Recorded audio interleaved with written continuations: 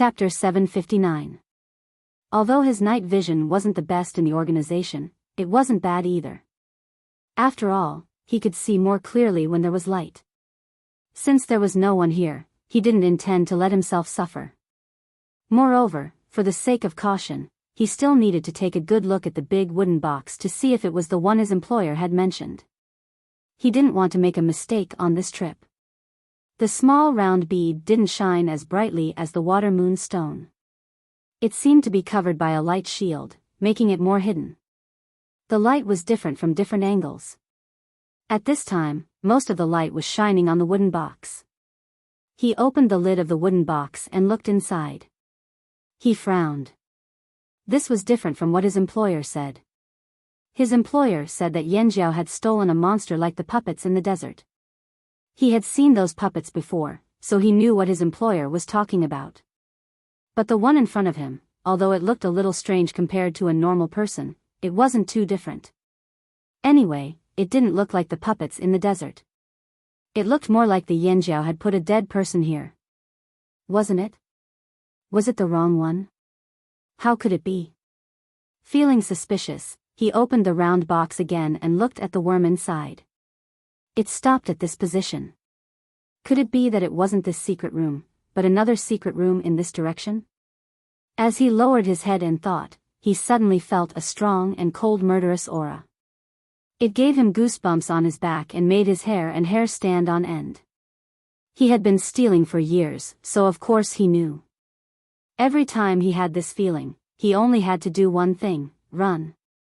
However, when he quickly put away the box and looked away, he found that the person he thought was a dead body lying inside had opened his eyes. The blood-red eyes were looking at him, and the expressionless face was moving. Not good. Seeing this, he thought that the Yanjiao had set up an ambush here and let someone pretend to be a dead body to lure him here. He cursed the Yanjiao in his heart. How cunning. Just as he was about to leave, he found that his left arm, which was leaning on the wooden box, was grabbed.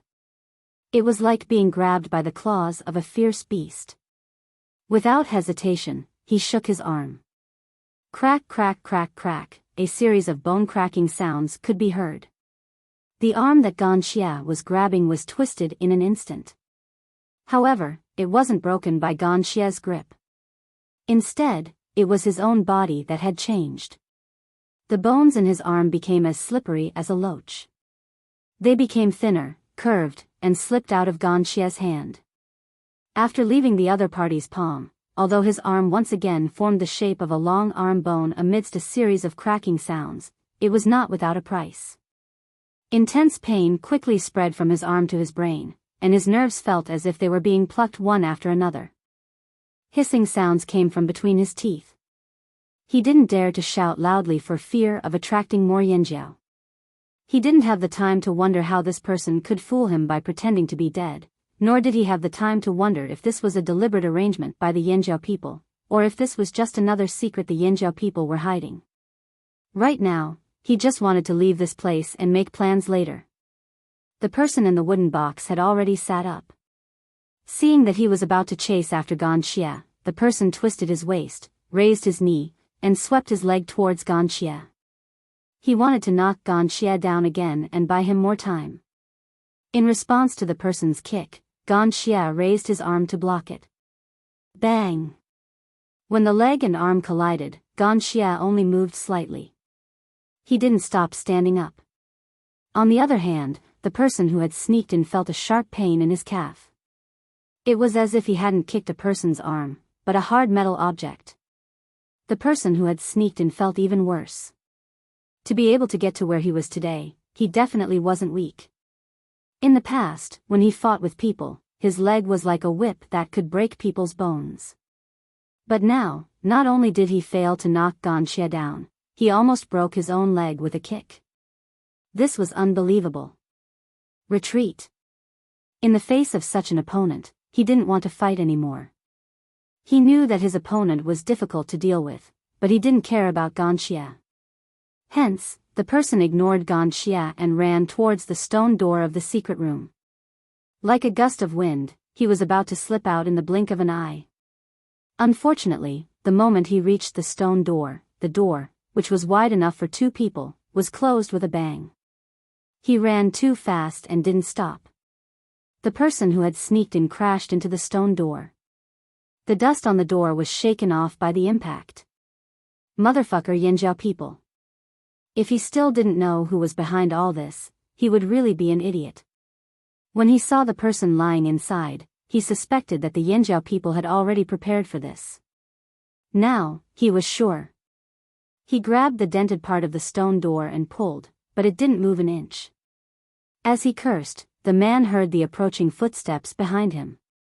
He couldn't care less about continuing to pull the door open. He lowered his body, swung his shoulders, and bent his arms. Without turning his head, he threw a series of elbow strikes, hitting the people behind him like a torrential rain. Bang bang bang bang. It was as if he had hit a hard rock instead of a human body. Ganxia stared at the person in front of him without blinking. It was as if he wasn't the one who was hit. He took 2 small steps back and regained his balance. Then, he raised his leg and kicked the person behind the stone door. The strength of this kick was far greater than the previous one. The strong force landed on the person's abdomen and sent him crashing into the stone door. The sound of bones breaking could be heard in the air. The person who was kicked landed heavily on the ground with a muffled thud. He curled up and wailed in pain. Outside the door, Xiao Xian stood by the stone door. He held the door with both hands to prevent it from being opened. He was the one who closed the door just now. Duo Kong and Zheng Luo, who had rushed over, heard the banging sounds and patted the dust off their bodies. Is that Han tribesman really all right? After all, this person could be one of the robbers. Zheng Luo was worried. Not only were the robbers not caught, but Ganxia, who had just been resurrected, was also killed. It's fine. It's just that Ganxia has an advantage in here. Most bandits were known for their fast speed and ability to escape. However, if they were trapped in a small space, their escape skills would not be of much use. If they could maintain their stamina, it would be fine. However, if they could not hold on for long, they could only be beaten up. Plus, Ganxia probably needs to vent, Xiao Xian said. He had been like a corpse for many years. It wasn't easy for him to wake up with external help, only to realize that everything he knew was wrong. Even if they tried to save him, it was too late. His tribe was gone and he had become like a ghost. His digestive system had changed and he couldn't eat many things anymore. The most convenient way was to drink blood. Who could bear to turn from a normal person into this? He had never been able to release his pent-up emotions. Perhaps this time, he could use the robbers to vent. Hearing Xiao Xian's words, Zheng Luo and Duo Kong thought it was a good idea. After all, they were robbers. They would feel good if they could make the robbers suffer. Why wouldn't they? After thinking it through, Zheng Luo and Duo Kong were no longer in a hurry. They sat outside and waited. Their ears perked up, listening to the sounds inside and guessing the situation. Inside the secret room, Ganxia walked towards the intruder step by step. His footsteps weren't loud, but he maintained an even speed and strength. Tap, tap, tap, every sound sent chills down the intruder's spine. He felt the temperature in the secret room drop sharply. The intruder realized that the intruder wasn't panting. No heartbeat. Not even breathing. If it was a normal person, even if they could fool him by pretending to be dead, they would still be panting, their heartbeat would change, and their blood flow would change. He knew all these too well. In the past, he would use these to understand his opponent's true emotions. After all, facial expressions and actions could be deceiving. However, some of the characteristics of the body could reflect a person's true emotions. But now, all of these were useless. This person was really like a corpse. If it wasn't for the fact that he looked so different from the puppets in the desert, the intruder would have thought that this was what he was looking for. No, maybe, the intruder was shocked when he thought of this possibility. At this moment, Ganxia was already in front of the man who was curled up on the ground. Suddenly, the man slid away from the stone door and away from Gan Xia like a loach. Then, with a sudden movement of his ankle, he spun up. His hands, which were originally hugging his abdomen, opened outwards. Dozens of sharpened small spindle-shaped blades flew out and drew different arcs in the air. Wherever the blades passed, the air seemed to be cut into pieces. With a series of whooshing sounds, the sharp blades pierced into various parts of Gan Xia's body. Instantly, Gan Xia's chest, back, shoulders, thighs, and even his neck and head were pierced by thin, spindle-shaped blades. However, the intruder's heart sank when he threw these blades out. Something was wrong. These hidden weapons that could easily pierce through animal skins and wooden planks seemed to have hit a harder rock. They couldn't go any further. Only a part of them was stuck in and the other part was exposed. Even if they couldn't penetrate deeply, they would still cause some damage. However, the person who was pierced like a hedgehog didn't seem to notice the injuries on his body. He didn't even make a sound and maintained his original appearance. He didn't even blink. Also, blood would flow out if he was pierced. However, he didn't smell any blood. It was as if this person didn't have any blood. How was this possible? While the intruder was still in shock, Gan Xia was like an agile monkey in the forest. He changed his slow pace and sped up, chasing after the intruder who was trying to escape. The intruder had the advantage in terms of speed. However, he was already injured and dodging consumed a lot of energy. After a while, his dodging speed slowed down. At this moment, an arm that was much thinner than the Yanjiao's arm smashed into his back. The force behind the blow sent him flying. His face slammed into the wall with a loud bang. His nose was broken and 2 of his teeth were broken. The smell of blood filled his mouth. Outside the door, Duo Kong shook his head when he heard the sound of something crashing into the wall. Why are the robbers so daring? They don't learn from their mistakes. Didn't robber 11, 12, 6, and 7 all suffer at the hands of the Yanjiao? How dare they come here?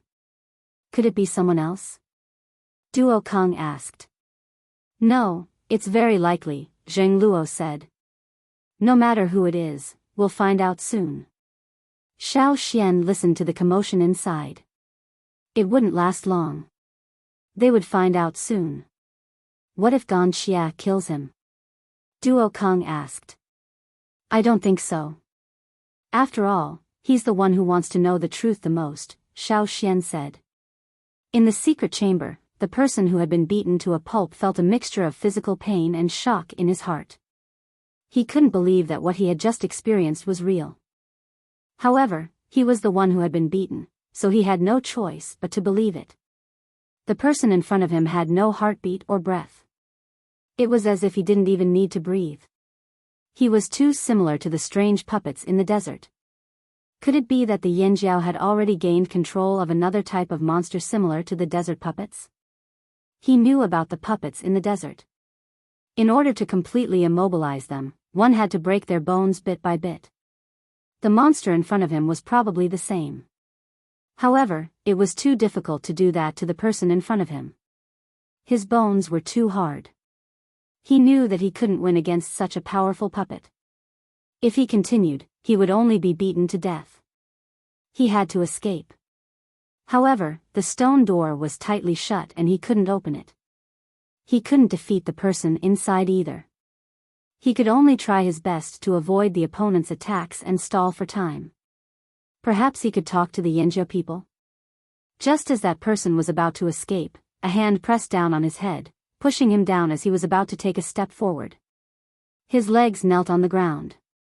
His bones hit the stone floor with a loud thud. The man screamed in pain again.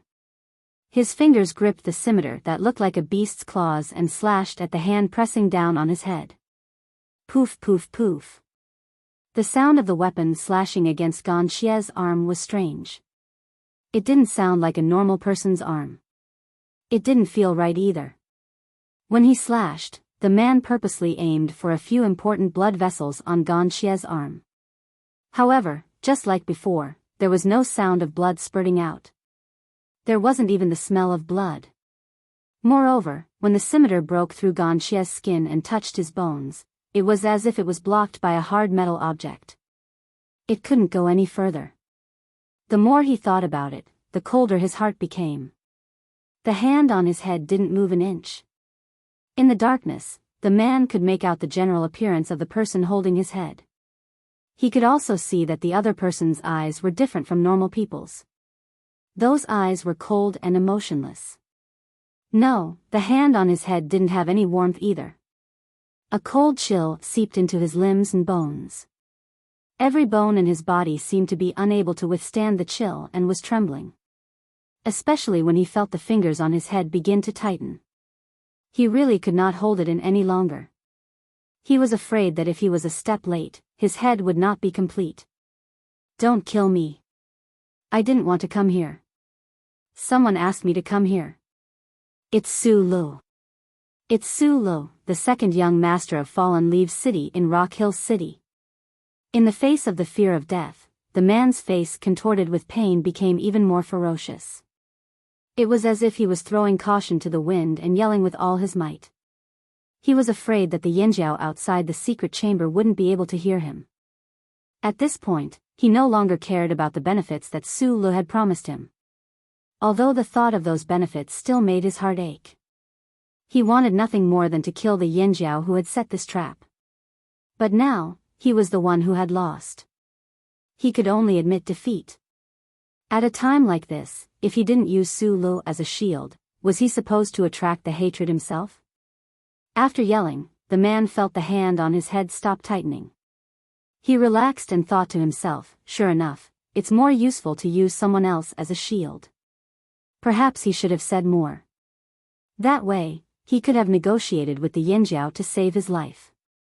As for the Yinjiao and Su Lu, let them fight it out. It would be best if both sides suffered great losses.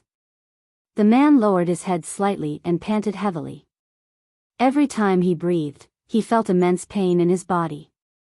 His eyes flashed with ruthlessness as he looked at the stone door from the corner of his eyes. But in the next moment, the man, who had just heaved a sigh of relief, felt his body freeze again.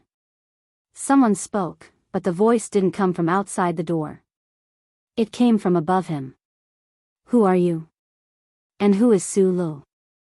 The voice was a little strange. Some of the words used were also strange. But this didn't stop him from understanding the other party. He raised his head in shock. The hand on his head was still pressing down, so he could only raise it slightly. He tried his best to look up and meet the other party's eyes. What? The man, whose head was pressed down, trembled as he spoke. Who are you? And who is Su Lu? Ganxia thought that the man didn't understand and spoke slower this time. What Ganxia didn't know was that the man on the ground couldn't believe what he was seeing. It wasn't that he didn't understand. Wasn't this another type of puppet that Yanjiao had imitated the Rock Hill City people to control? Wasn't this a corpse? No, that couldn't be right. A controlled corpse puppet couldn't speak. Then what was this thing in front of him? Or, was this a helper that Yanjiao had found? Ganxia saw that the man didn't speak. He pressed down harder on the man's head. Feeling the pain on his head, the man finally snapped out of his shock. Now wasn't the time to dwell on these questions. I'll talk. Don't hit me.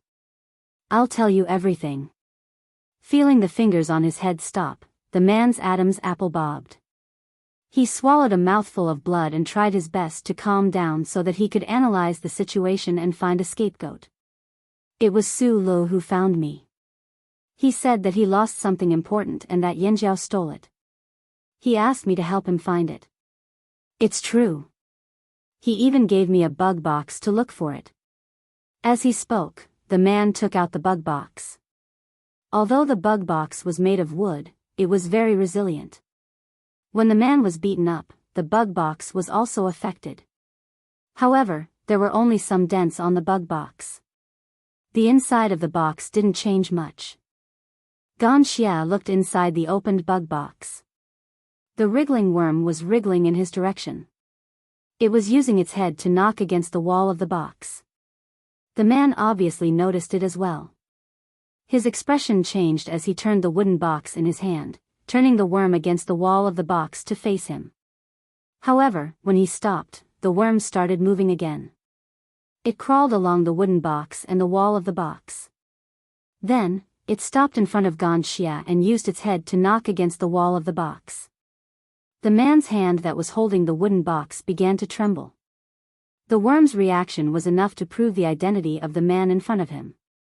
This was the lost thing that Su Lu had mentioned. This was the goal of his trip. After realizing this, the man's heart was filled with regret. Su Lu, you fucking lied to me. Didn't you say that the Yanjiao stole something similar to those puppets in the desert? Didn't you say that the lost thing was an ancient corpse that couldn't be more dead? Then, who was the person who had beaten him half to death and almost crushed his head into pieces? How was this person similar to those puppets in the desert that resembled dried corpses? Oh, this weirdo could still talk. Other than the fact that he didn't have a heartbeat, didn't bleed, and didn't pant, which part of him resembled an ancient corpse that had been dead for a long time? Or did he come to life? I don't fucking believe it.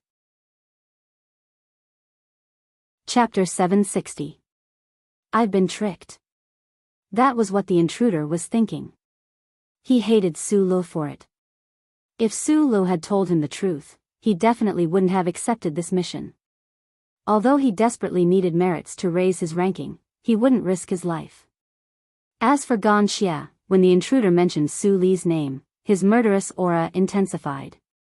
Before this, Xiao Xian had told him that if he wanted to know if Rock Hill City really existed in the desert and if they really used the Han tribesmen as puppets, all he had to do was wait a few days. Xiao Xian knew that Su Lu wouldn't give up so easily. If they really valued the Han tribesmen like Ganxia, they would definitely think of a way to snatch him back. Xiao Xian didn't know if the Han tribesmen had the same physique as Ganxia, but with Ganxia's physique, if he was turned into a puppet, he would definitely be a powerful force. Su Lu would definitely think of a way to get someone to steal something so important back. If no one came after a few days, it would mean that Su Lu didn't value Ganxia that much. Xiao Xian would also let Ganxia go to the desert. However, reality proved that Su Lu did value Ganxia a lot. Why did Su Lu send you here? Ganxia asked again. He wanted to know why Su Lu valued him so much.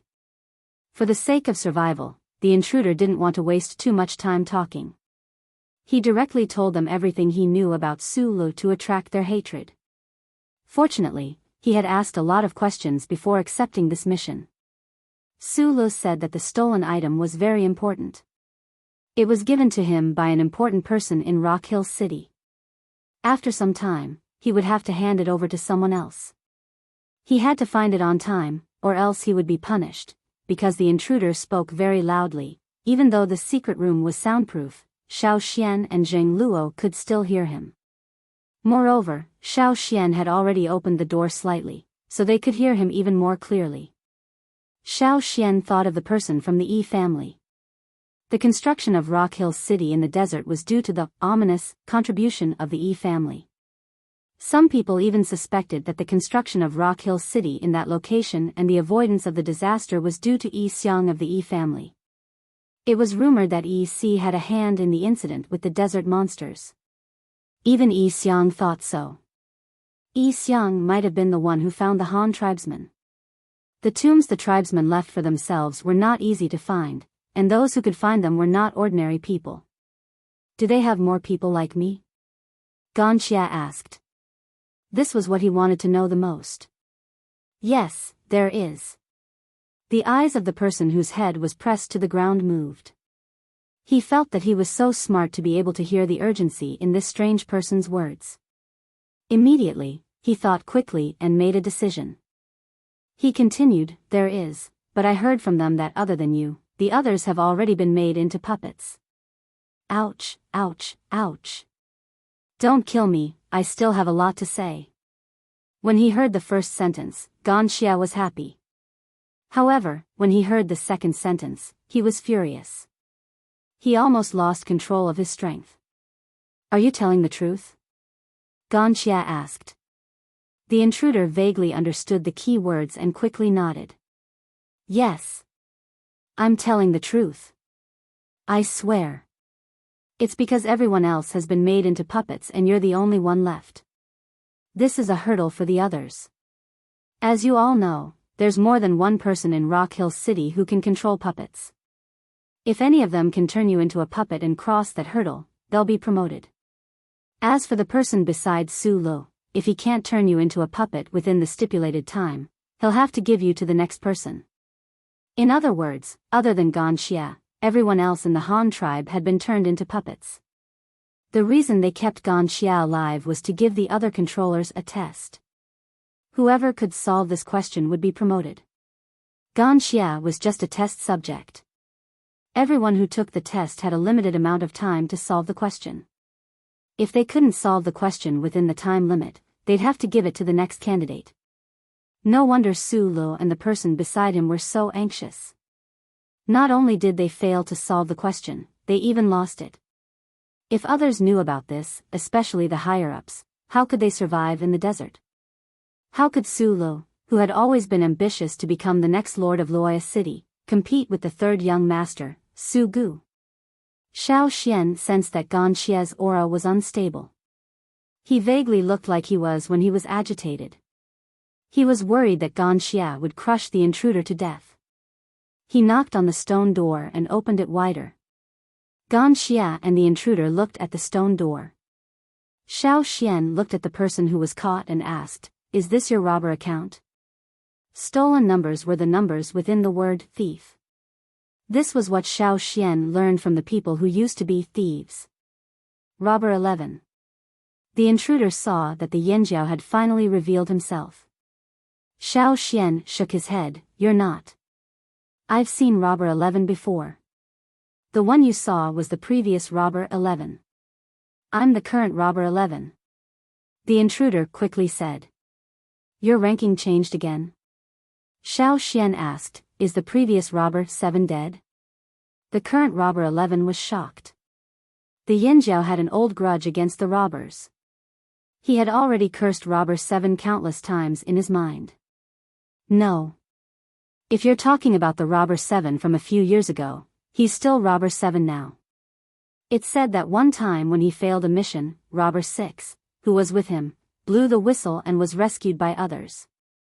Robber 6 and Robber 7 were useless.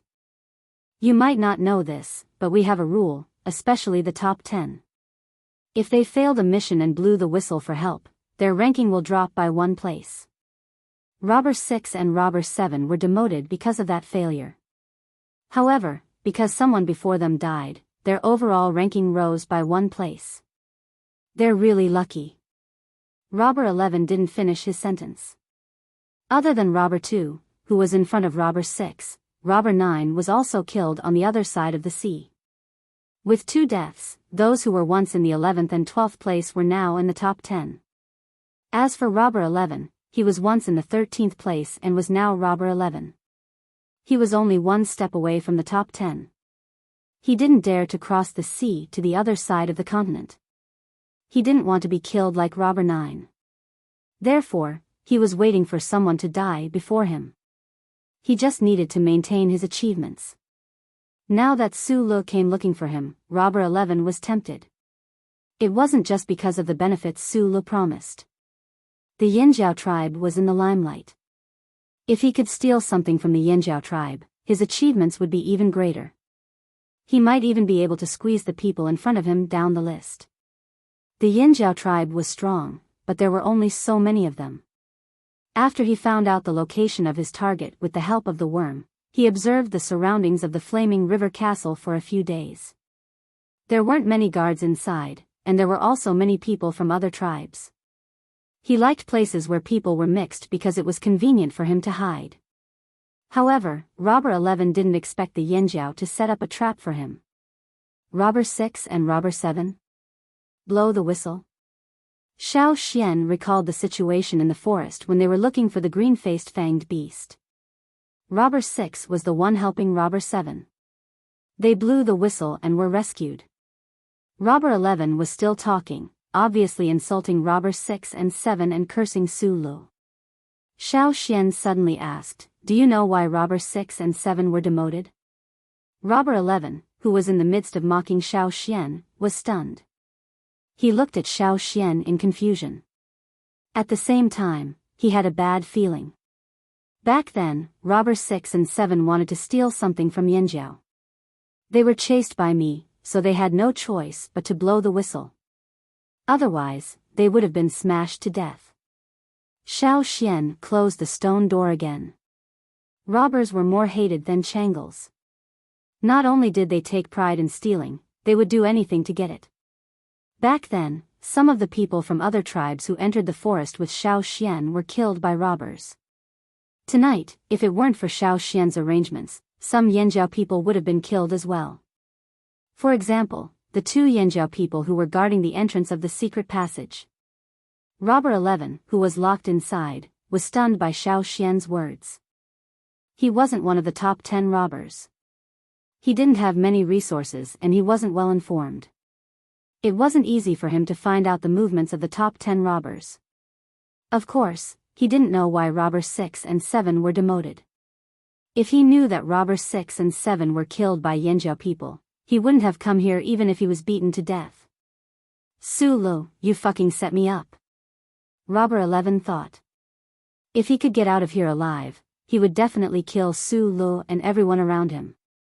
Unfortunately, Ganxia didn't plan on letting him go. Ganxia already knew from Xiao Xian that the puppets in the desert were lifeless creatures with no self-consciousness. The remaining people in his tribe were all turned into puppets. In other words, he was the only one who was truly alive.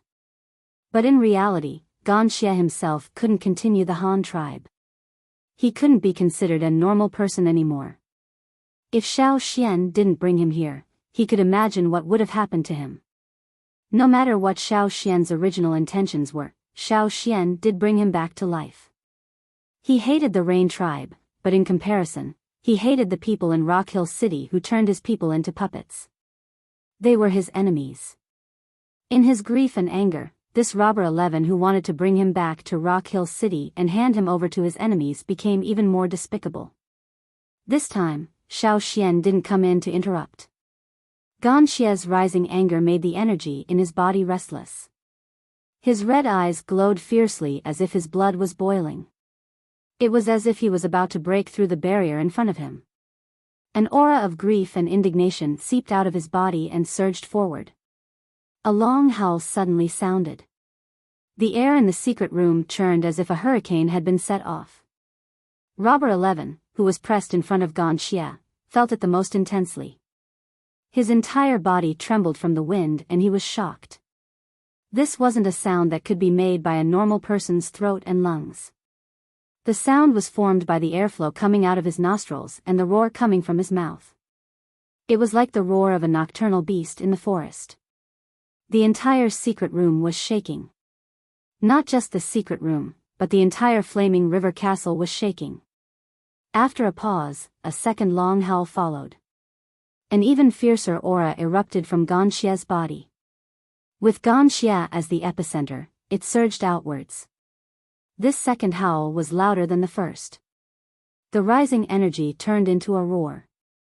The dust on the floor, ceiling, and everywhere else was pulled out by this howl. It flew up and down along with the turbulent airflow. The howl came from the flaming river castle. However, because of some narrow vents in the echoes within the castle, the howl had an inexplicable sense of strangeness. It sent chills down the spines of those who heard it in the night. Many people woke up from their dreams. Many travelers were already on high alert. The sound made them sit up straight from their animal hide cushions. They took out their weapons and looked outside. There was nothing outside except for those who were frightened and went out to see what was going on. What's going on? Are there fearsome beasts? I didn't hear the Yanjiao's warning. The last time a fearsome beast came, they blew the whistle. Maybe the Yanjiao people forgot to blow the whistle. Or maybe they didn't want to blow the whistle. The conspiracy theorist's mind started to wander as he thought of all the possibilities. The birds in the nearby forest screamed and flew away, not caring about their confused sense of direction in the night. This made people feel even more uneasy. The howl sounded 3 times, each time more terrifying than the last. Some people guessed that the Yinjiao must have secretly raised a fearsome beast to guard the flaming river castle. It was just that no one knew about it. No one knew why it was exposed this time. Maybe it was to guard against people who wanted to sneak into the flaming river castle. The howl made some people give up on the idea of entering the castle, but it also made some people restless, like the Changlis.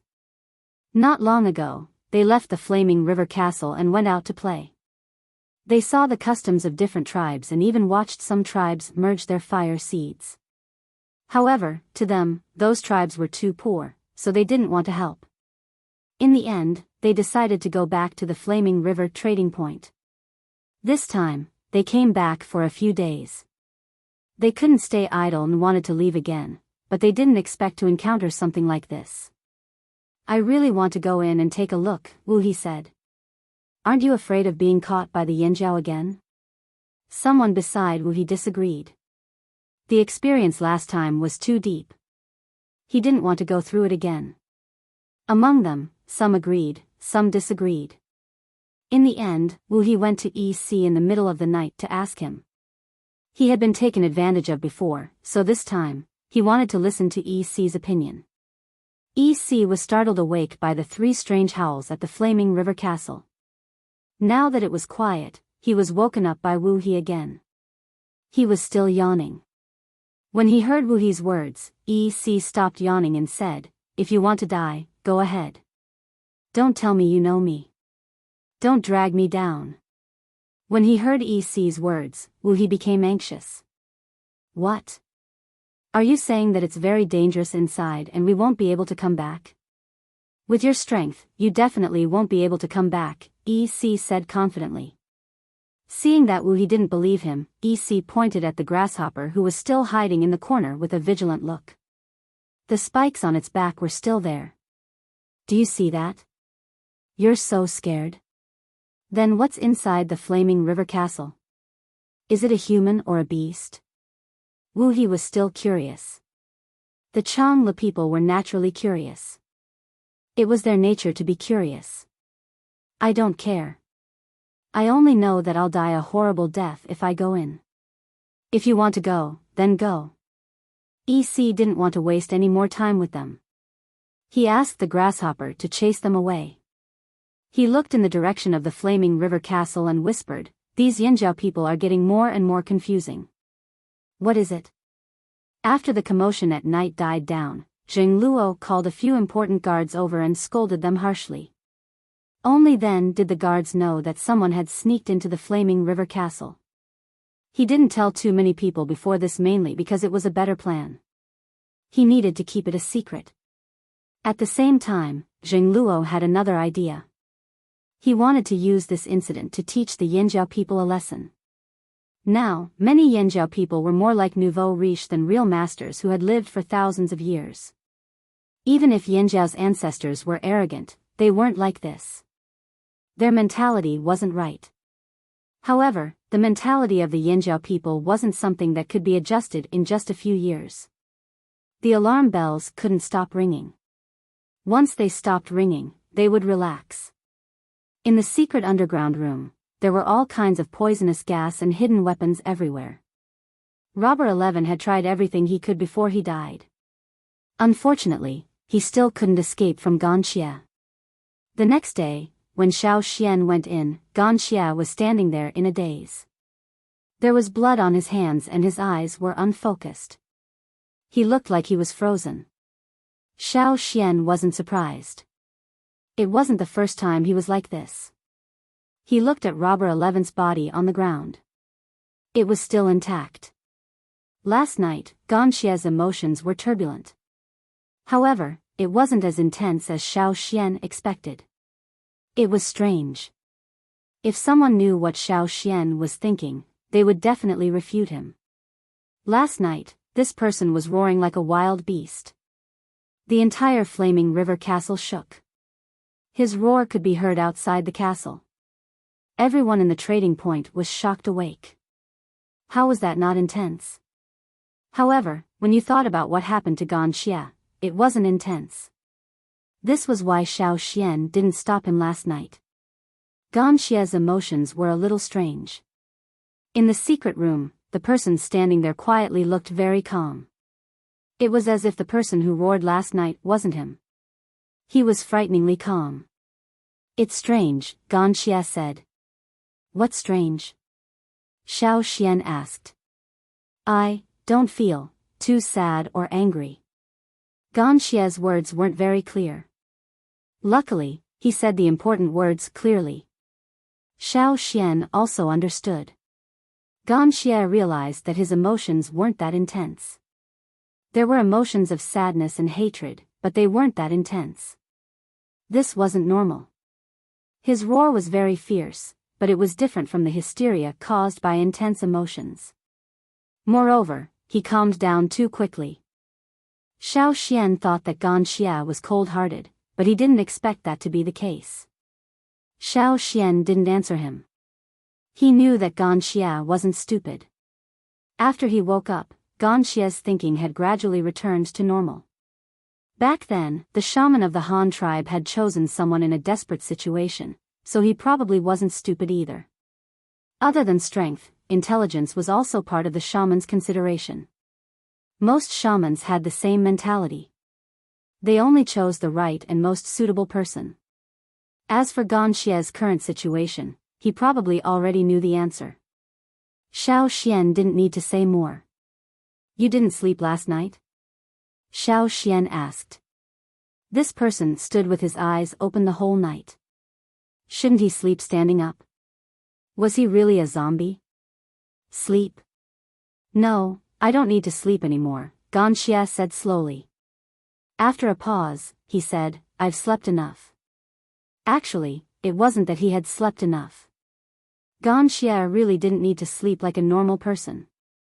Sleep was a periodic adjustment of the body, but Gan Xie didn't need it. His body was no longer a normal body. He didn't need this kind of adjustment. For example, when he forced Robber 11 to slow down, he didn't feel tired. He didn't feel tired because he wasn't exhausted. What do you plan to do now? Go to the desert? Xiao Xian asked. No, Gan Xie said, now is not the time. From Robber 11's words yesterday, Gan Xie knew that he couldn't fight against Rock Hill City on his own. The fact that they could turn his tribesmen into puppets showed that they were very powerful. If it was a normal Han tribesman, he might have rushed to the desert on impulse.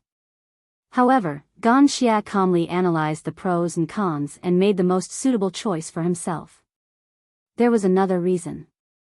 He didn't understand the current world. After so many years, everything seemed to have changed. He needed time to get used to it. No one remembered that there was a tribe called Han. If he didn't wake up, even his totem would have disappeared. I want to stay here, Gan Xie said. Okay. Xiao Xian didn't mention too many conditions. With Gan Xie's intelligence, he should know what to do if he wanted to stay here. Where do you want to stay? Xiao Xian asked. Here. Gan Xie looked around the secret room. His gaze stopped at the broken wooden box. He pointed at it and asked Xiao Xian, do you still have that? Sure, I'll get someone to make another one. Dry wood. Using sun-dried wood? Sure, we have dry wood for our ships. It's sturdy enough. I want to take a look outside. Gan Xie tried his best to express his thoughts with the few words he had. Xiao Xian looked at the hidden weapons on Gan Xie's body. Don't you need to remove them first? No. He just wanted to look outside. Okay, I'll bring you out. Xiao Xian led Gan Xie out of the secret room and up the underground passage. Although the people in the Flaming River Castle had already been informed of the existence of this strange person, they were still shocked when they first saw him. Putting aside the fact that he had green skin, there were sharp blades all over his body, and some parts of his skin were flipped open. There were also obvious cuts so deep that the bones could be seen. If he was an ordinary person, he would have died long ago. However, this person didn't even bleed. It was as if all the wounds and sharp weapons on his body didn't exist. He followed Xiao Xian with a stiff face. Xiao Xian didn't bring him out. Instead, he brought him to the Flaming River Tower. If we go up, we'll reach the top of the Flaming River Tower. However, I think it's fine here, Xiao Xian said. Gan Xie stood here and could see the entire trading point. He could also see the mountains and forests in the distance. Everything had changed. The houses, the people's clothes, everything was different from what he had seen in the depths of his memory. It was like a new world. Time seemed to have passed for a long time. The sun was high in the sky, shining through the window. Gan Xie reached out his hand and touched the place where Yang Guang's light shone. After a while, he retracted his hand.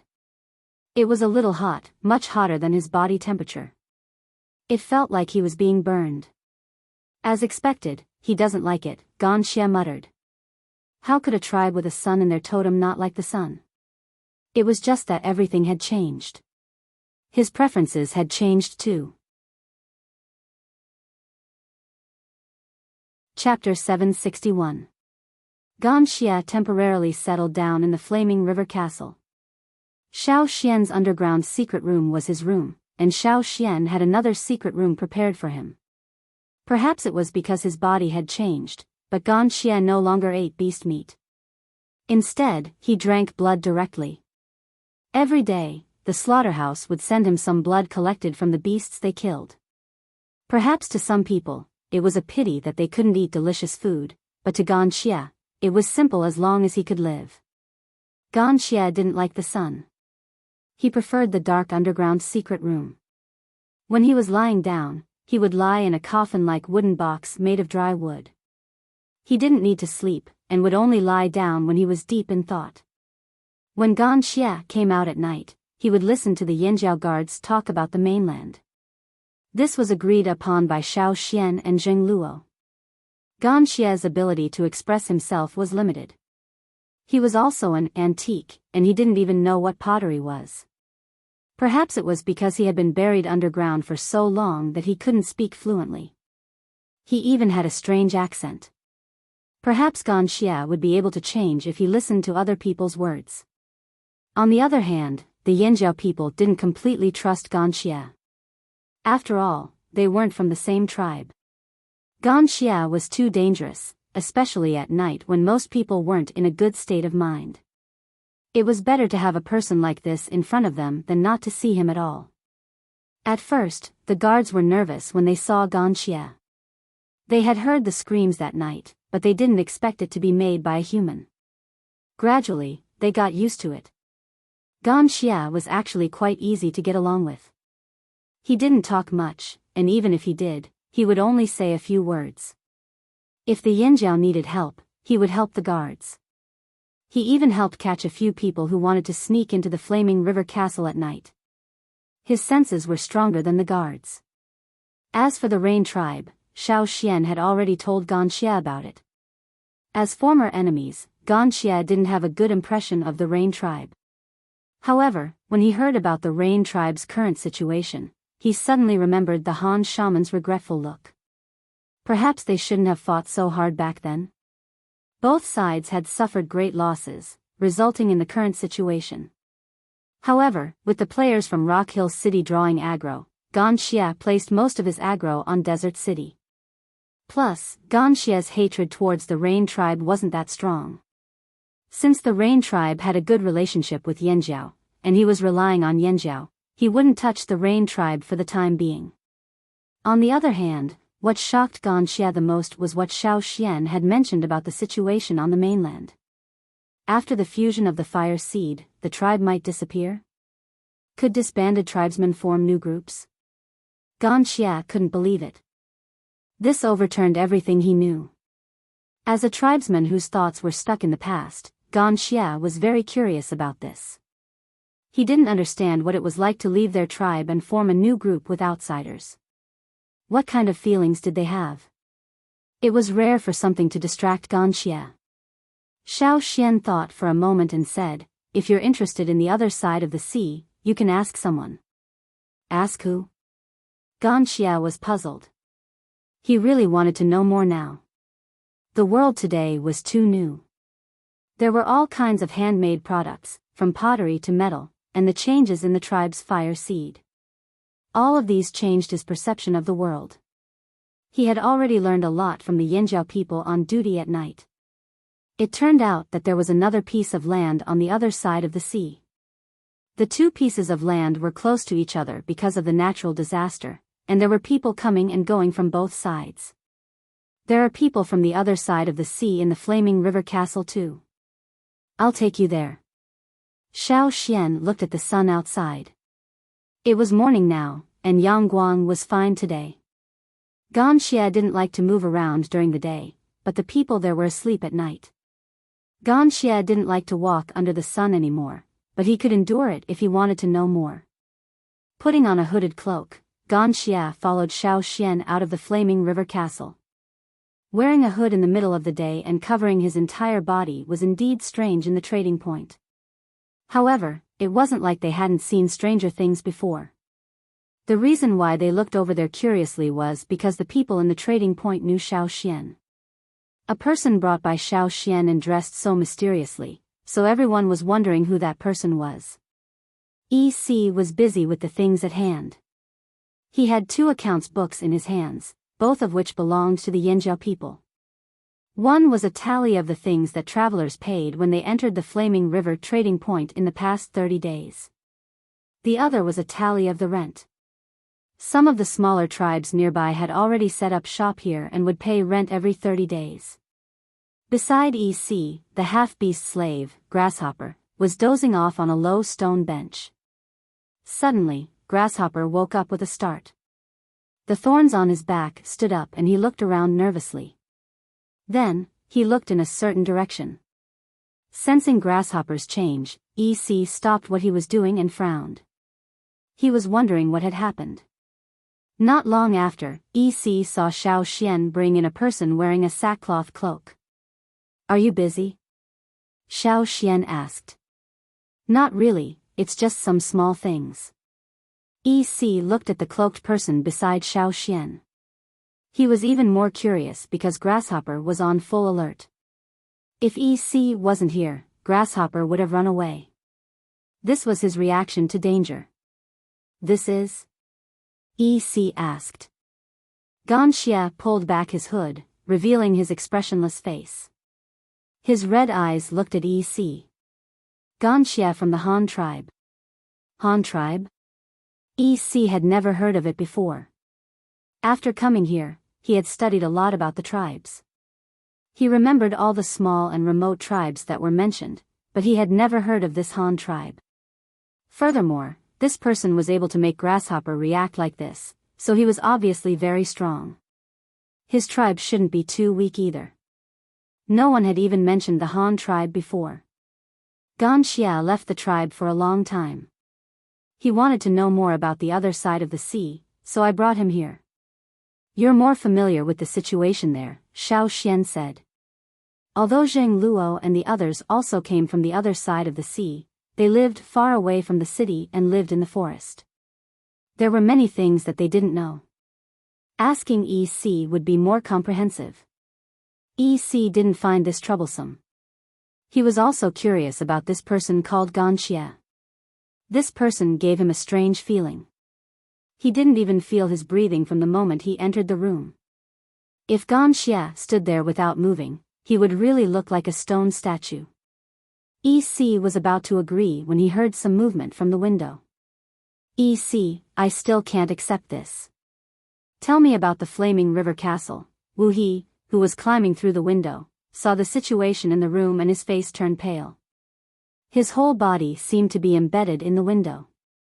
He froze there and didn't dare to go any closer. "Sorry, wrong door." As he spoke, Wu He turned to jump out of the window. However, Xiao Xian grabbed him by the back of his shirt and dragged him back in like a chick. As for the other Changlis behind Wu He, they immediately fled upon seeing Xiao Xian, ignoring Wu He. It wasn't that they didn't care about Wu He's life. They had to protect themselves first and then wait for an opportunity to save him. If it were any other Yanjiao who caught Wu He, they wouldn't be so scared. They might have rushed over to save him on the spot. However, it was Xiao Xian who dragged Wu He in. They still remembered that he was the one who slapped them down from the sky. They were instantly scared.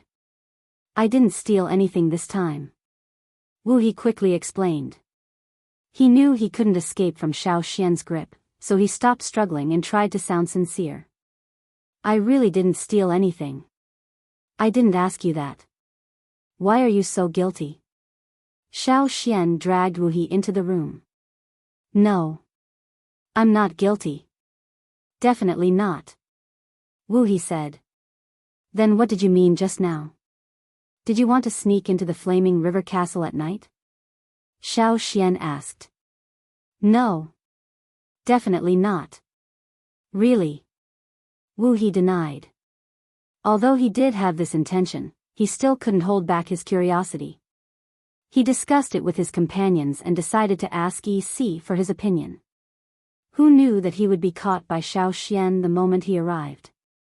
He wouldn't admit it even if he was beaten to death. Although Xiao Xian's tone was calm, he was still worried that Xiao Xian would turn hostile the next moment and kill him right here and now. After hearing Wu He's words, Xiao Xian only chuckled, huh. Wu He became even more nervous under Xiao Xian's stare. He didn't know what Xiao Xian was trying to do. Was he going to lock him up in the cave again? You guys seem to have a lot of free time recently, Xiao Xian said slowly. No, we're planning to leave today. Wu He was about to promise that they would leave the Flaming River trading point as soon as possible when Xiao Xian said, I'm afraid you guys won't be able to leave. Wu He's heart skipped a beat. What do you mean? Xiao Xian slapped Wu He's shoulder. I have a mission for you. After being slapped by Xiao Xian, Wu He's legs turned to jelly and he almost knelt down. He was really afraid that Xiao Xian would kill him. After hearing Xiao Xian's words, he became alert again. What? Xiao Xian pointed at Ganxia. Answer his question. Huh? Wu He turned to look at Ganxia, who was as invisible as a rock man. He was too focused on guarding against Xiao Xian just now and only noticed this person now. Who was this bald guy? He didn't look like someone easy to talk to. It was better to stay away from people like him. Wu He immediately categorized Ganxia as someone he should stay away from. The Changlis were very observant in this aspect. However, looking at Xiao Xian, if he didn't agree to this mission, he might not be able to leave this place alive. All right. Brother, what do you want to ask? Ganxia retreated to a spot 3 steps away from Ganxia and Xiao Xian and asked carefully. It's about the other side of the sea. For example, the origins of some of the gangs. You can talk about the Changlis too, Xiao Xian said. Not the Changlis. Can you talk about other people? Sure. Ganxia will ask if you have any questions. Are you going to let me go after that? Sure. Ah, that's easy. Come, let me explain. Wu He waved at Ganxia. He didn't even need to prepare before he started to blabber on and on about some of his old enemies as examples. However, Ganxia didn't care. He just wanted to know how those gangs were formed and how those people felt. He's indeed more suitable to talk about this, EC smiled, but there was no mirth in his eyes. He turned to Xiao Xian and asked, Did you bring him back from the desert?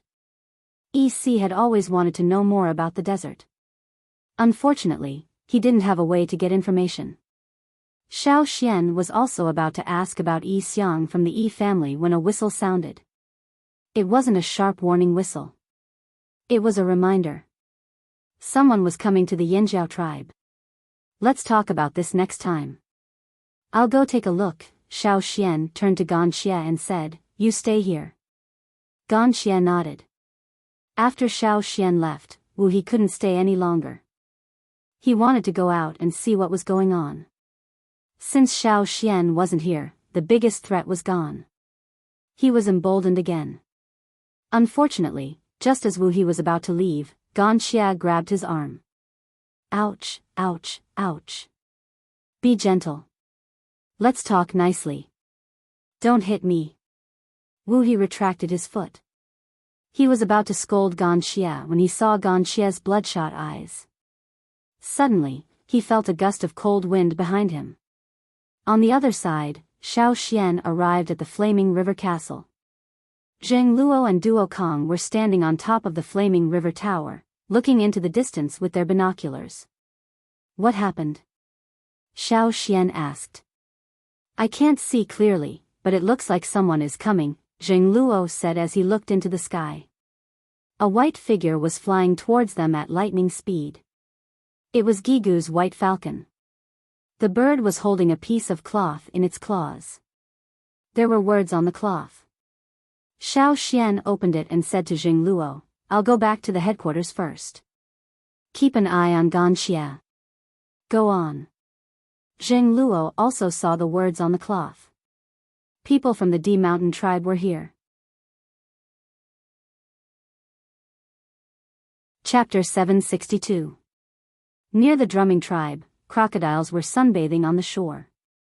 Sensing something, the crocodiles that were floating on the surface of the water either dove back down or came ashore.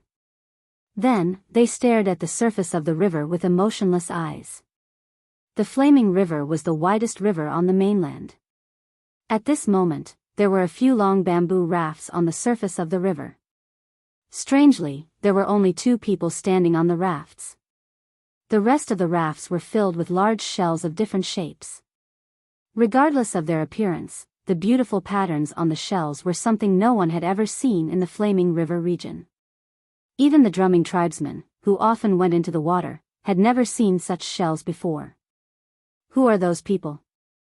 A drumming woman who was washing clothes by the river asked the person beside her. I don't know. Are they from downstream? Their target is the Yanjiao tribe. Another person patted the agitated crocodile and looked at the river cautiously. Those people are not normal. There are still people in the river. The drumming tribesmen who were good swimmers could see that there were still many people in the river, but they were all surrounding the rafts. The rafts were close to the other side of the river, so they couldn't see them clearly. Soon, they saw the Yanjiao people guarding the river walk over. At that moment, several figures shot out of the water, leaving trails of white water behind them. Ancestor! Someone exclaimed, what was that just now? Was that a fish? No, it was a human. The drumming tribesmen who saw the situation on the other side of the river took a deep breath. They couldn't care less about comforting the agitated crocodiles anymore. They rubbed their eyes and turned to look at the others. Did I see wrongly just now? Why did I feel like it was a fish that came out of the water? But when I looked again, all I saw was a human standing on the shore. Me too, I saw that too. The figures that jumped out of the water did look like fish. They couldn't see clearly what it was, but they could see the shape of a fish's tail. However, when those figures came ashore, they saw a human standing there. This made them very confused. At the same time, on the other side of the river, the Yanjiao tribesmen were shocked and they saw the D tribesmen come ashore. However, they had seen a D child with a human head and a fish body before, so they quickly calmed down. This time, the little girl Dian Dian was not among the people who came, but the person leading the team was still He Bian. Other than him, there were a few familiar faces, but the rest were unfamiliar faces. By the time Xiao Xian arrived, the D mountain tribesmen had already been invited up the mountain. The large shells they brought were all moved into the house. Seeing Xiao Xian, He Bian, who was talking to Gigu, quickly stood up with a grateful smile on his face. Elder Xiao Xian. Xiao Xian looked at He Bian and the other D mountain tribesmen in surprise. Their auras were different from the last time he saw them. They seemed stronger and stronger. Last time, when He Bian brought the seriously ill Dian Dian here, He Bian and the others were sick as well. It was just that their illness wasn't obvious. Now, they were all cured. The reason they fell sick was because their fire seed had been swallowed. Now that they were all cured, it meant that their battle to protect their fire seed was a success. Congratulations, Xiao Xian said. I still have to thank you, head elder. He Bian said seriously. As he spoke, He also asked the other D mountain tribesmen to thank Xiao Xian. Xiao Xian looked around and asked, "Where's Dian Dian?" "She's already a shaman of the D mountain tribe. Our tribe just finished a bloody battle, and there are many things that need to be done. She has to stay in the tribe." He Bian told Xiao Xian everything that had happened after they returned to the D mountain tribe. Gigu pursed his lips. When He Bian was talking to him just now, he didn't even tell him so much. He was even a little perfunctory. Now, he was telling Xiao Xian everything. He even told Xiao Xian about the changes in the D mountain tribe's fire seed. What happened to, it's inconvenient to talk about the fire seed. Did he take that as a fart? However, Gigu knew what the D mountain tribesmen were thinking. They valued shamans more. In their eyes, Xiao Xian was the same as their shaman. As for chiefs and leaders, they were all secondary. After all, the shaman was in charge of the D mountain tribe. In addition, Xiao Xian had helped them a lot. Instead of saying that the D mountain tribe was giving gifts to the Yanjiao tribe to express their gratitude, it was more like they were giving these gifts to Xiao Xian. However, the changes in the D mountain tribe were truly shocking. After they received advice from Xiao Xian on how to merge with the fire seed, they went back and swallowed the D fish's portion of the fire seed instead. Of course, things were much more complicated and cruel. They even had to change the deeply ingrained mindset of the D mountain tribesmen. It wasn't an easy task. During a battle of life and death, people might be affected by the atmosphere. Their emotions would be stimulated, and they would charge forward. When the battle was over, some people would overthink things. No wonder He Bian said that Dian Dian was very busy. The shaman needed to stay in the tribe to calm the people down. He also needed to make arrangements after the battle. Xiao Xian listened to He Bian talk about the battle between the D mountain tribe and the D fish as he observed the D mountain tribesmen around him. When He Bian mentioned Dian Dian, these people's expressions turned respectful. They had heard that the previous shaman of the D tribe couldn't survive the war. It was only after Dian Dian took over that they managed to solve the fire seeds problem. Are all of you in the same situation as Dian Dian? Can you transform into a fish? Xiao Xian asked. This is actually the same as awakening your totemic power. If you can awaken your totemic power, you can transform into a fish. These two are tied together, He Bian explained. Xiao Xian understood what He Bian meant. The D mountain tribe's fire seed had swallowed the D fish's fire seed. Now that the two had merged into one, when they used their totemic power, they triggered another type of power in the fire seed. How was the merging process? Xiao Xian asked again. Although it was very difficult, it was a success in the end. I thought it would take a long time and Dian Dian was prepared for a long battle. However, she didn't expect it to be resolved so quickly. He Bian glanced at Xiao Xian when he said this. Back when Dian Dian was in Yanjiao, her transformation only lasted for one night. The devouring of the fire seed was similar to the transformation in Dian Dian's body. After the fire seed was resolved, Dian Dian said that the reason she was able to let the fire seed devour so quickly was probably because of Xiao Xian. When he thought about this, He Bian looked at Xiao Xian with even more respect.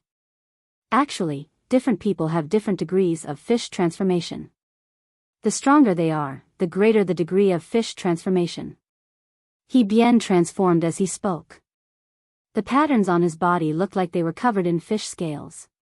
His arms swelled and his upper arms became more obvious. His fingers had long, sharp nails and webbed nails. As for his lower body, his legs, which were originally standing on the ground, had turned into a fish tail. His entire body looked thicker and longer. This time, He Bian and the rest of the tribe were wearing different clothes from the last time. It was much simpler and they wore fish skin skirts. The material was different from the ones Xiao Xian saw last time. There were large patches of fish scales on the skirt, and some parts of the skirt even had dark brown scales. This time, most of the D mountain tribesmen were wearing this kind of fish skin. What is this fish skin? Xiao Xian asked. The D fish skin. It was obvious how much the D mountain tribesmen hated the D fish. However, the D fish skin was indeed more suitable for the D mountain tribesmen. It was more flexible and more suitable for swimming in water. He Bian told Xiao Xian about the gifts they brought this time. When they left last time, they promised that they would send gifts as soon as the matter was resolved. The D mountain tribesmen rarely used wooden boxes. They preferred to use natural materials. After some processing, they could turn them into suitable tools. For example, the big shells that were used as shipping boxes this time.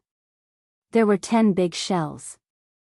3 of them contained pearls and other gemstones, 3 of them contained seashells, and 4 of them contained food. Salted fish? Xiao Xian looked at the dried fish in the shells. He picked one up and looked at it. These are not big fish. We usually eat them, so we brought the ones that we think are tasty. He Bian scratched his head. We wanted to bring some big sea beasts, but it's too far away. It's not easy to deliver them. If you come to the D mountain tribe, we'll catch as many as you eat. Xiao Xian didn't mind the size of these fish.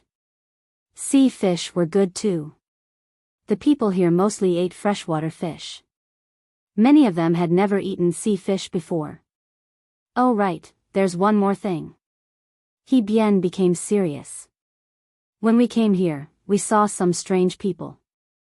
We didn't understand what they were saying. They wanted to steal our things, so we killed them.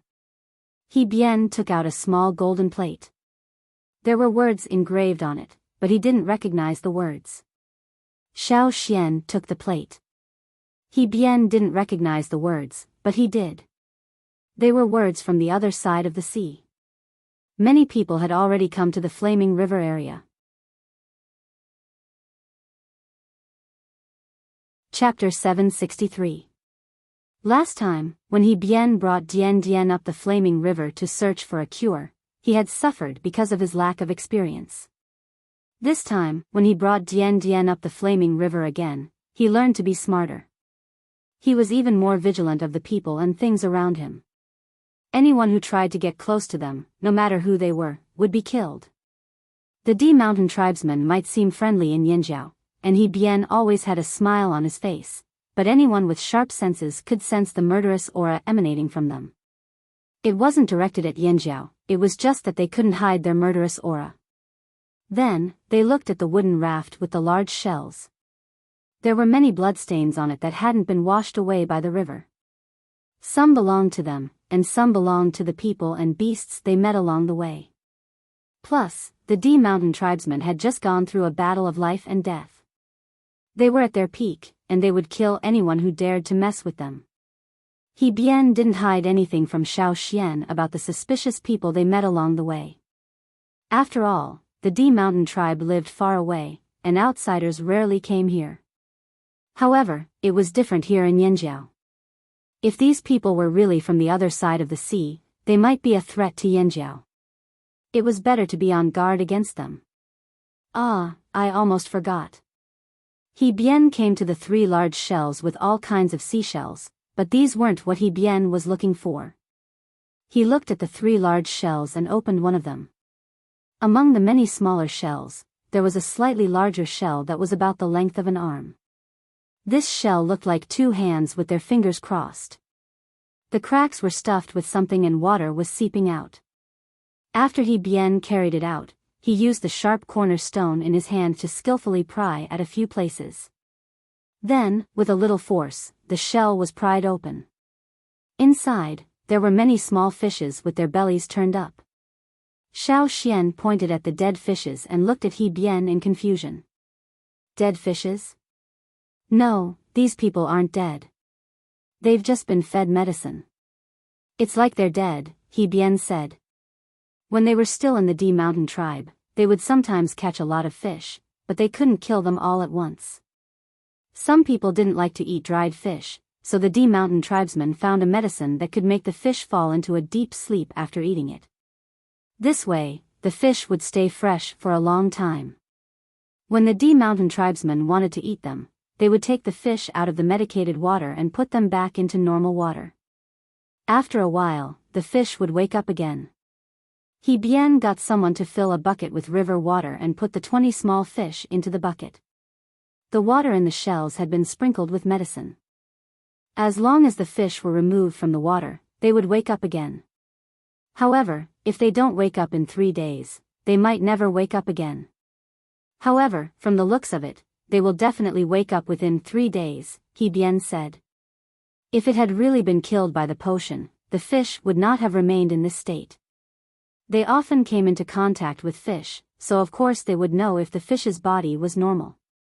This is a gift from the shamaness. The last time she came here, she saw your lake and heard that you raised fish, so she caught some fresh ones.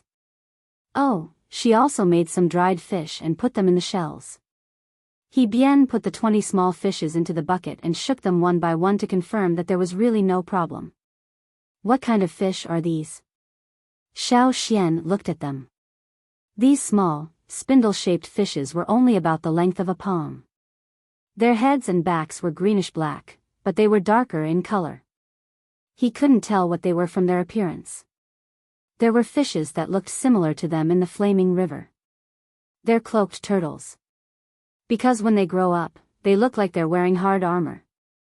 Don't be fooled by how small they are now. When they're just born, they're not even as big as my fingernail. However, when they grow up, they're bigger than your house. Cloaked turtles are one of them. Also, cloaked turtles are enemies with the D fish in the sea. When they meet, they will fight to the death.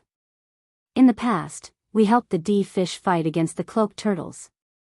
We also often go to the river to catch their young fish to eat because the cloaked turtles will go upstream to give birth. However, after giving birth, they will return to the sea. These small fishes grew up in the river, so I'm sure you can raise them here too.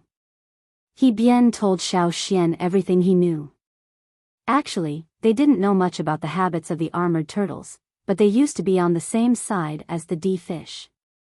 They were also enemies of the armored turtles, so they often observed their movements. What do they eat? Xiao Xian asked. They eat, He Bien was stunned. They only knew that Yanjiao raised fish and other animals, but they didn't have any experience in this area. If they were hungry, they could just go fishing. There was no need to raise them.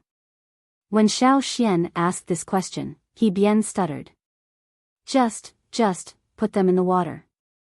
They'll grow, right?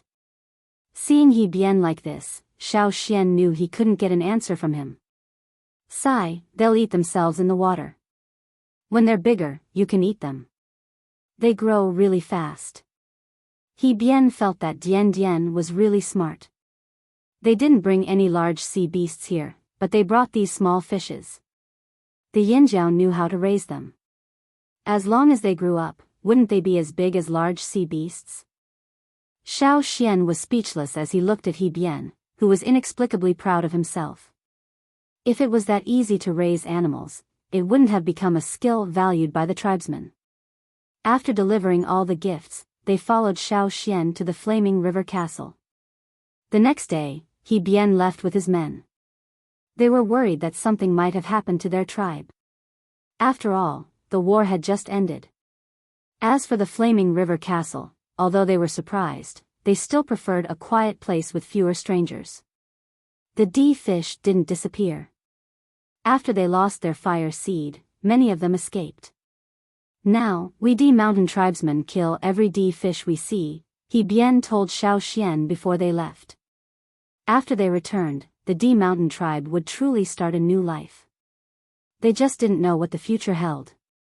Under He Bien's command, the 50 or so people jumped into the river. When their heads popped out again, they had totemic tattoos on their faces. They waved their thick, scaly arms at Xiao Xian and the others before diving back into the water. Under the river, dozens of water arrows shot downstream. They were much faster than boats. No wonder He Bien and the others didn't take too long to swim back. The bamboo rafts were pulled by humans. They thought that using wooden oars was too slow, so they unloaded the rafts on their way back. They didn't need to pull the rafts, so the rafts could move even faster. Xiao Xian returned to the mountain and moved the pearls and shells to Guizai's place. The other 4 shells and salted fishes were moved to Gigu's place for him to distribute the food. These were seafood. Many people in the tribe hadn't eaten them before. It didn't matter if they were used to the taste, they still wanted to try it. As for the armored fishes that He Bian brought over from afar, Xiao Xian thought about it and decided to dump them all into the new man-made river around the trading point. Because the Flaming River Bridge was directly across the Flaming River, it was more troublesome for ships to travel up and down the river. Hence, under Xiao Xian's suggestion, the Yan Jiao dug an arc-shaped man-made river channel around the Flaming River Castle and the planned expansion site. The 2 intersections of the river channel and the Flaming River were blocked with gates. This prevented dangerous fishes like piranhas from entering the river. Now, there were only some small aquatic animals that weren't a threat. Since Xiao Xian didn't know how to raise these armored fishes, he decided to dump them into the river. They didn't dump them in the man-made lake at the headquarters because it was the green duck's territory. Xiao Xian was worried that these armored fishes would be eaten by the green ducks before they could grow up. Even if the green ducks didn't touch them, Xiao Xian was still worried that these armored fishes would threaten the other fishes in the lake. After all, a fish that could fight against the D fish definitely wasn't an ordinary fish. The 20 armored fishes in the bucket all woke up the day after He Bian and the others left. They didn't look very energetic, probably because the effects of the medicine hadn't worn off yet. Xiao Xian waited for a day. When he saw that their fins were moving more vigorously, he carried the bucket and walked over to the other side of the river. The pterosaur followed Xiao Xian, but the withered leaf birds didn't cross the bridge. Their range of activity was limited to the headquarters. They would be afraid if they left this area. There were too many unfamiliar scents on the other side of the river. After following them for a while, they returned to the headquarters and stood on the branches, chirping cha-cha. Unfortunately, the pterosaur ignored them and continued to follow Xiao Xian across the bridge. Don't eat these fishes. If I find out that you're secretly eating fish, I'll feed you to Caesar, Xiao Xian warned. It wasn't clear if the pterosaur understood, but it looked into the big bucket Xiao Xian was carrying, chirped, and continued to follow. Xiao Xian ignored it and continued to walk towards the man-made river. The Yinjiao soldiers guarding the bridge were also curious.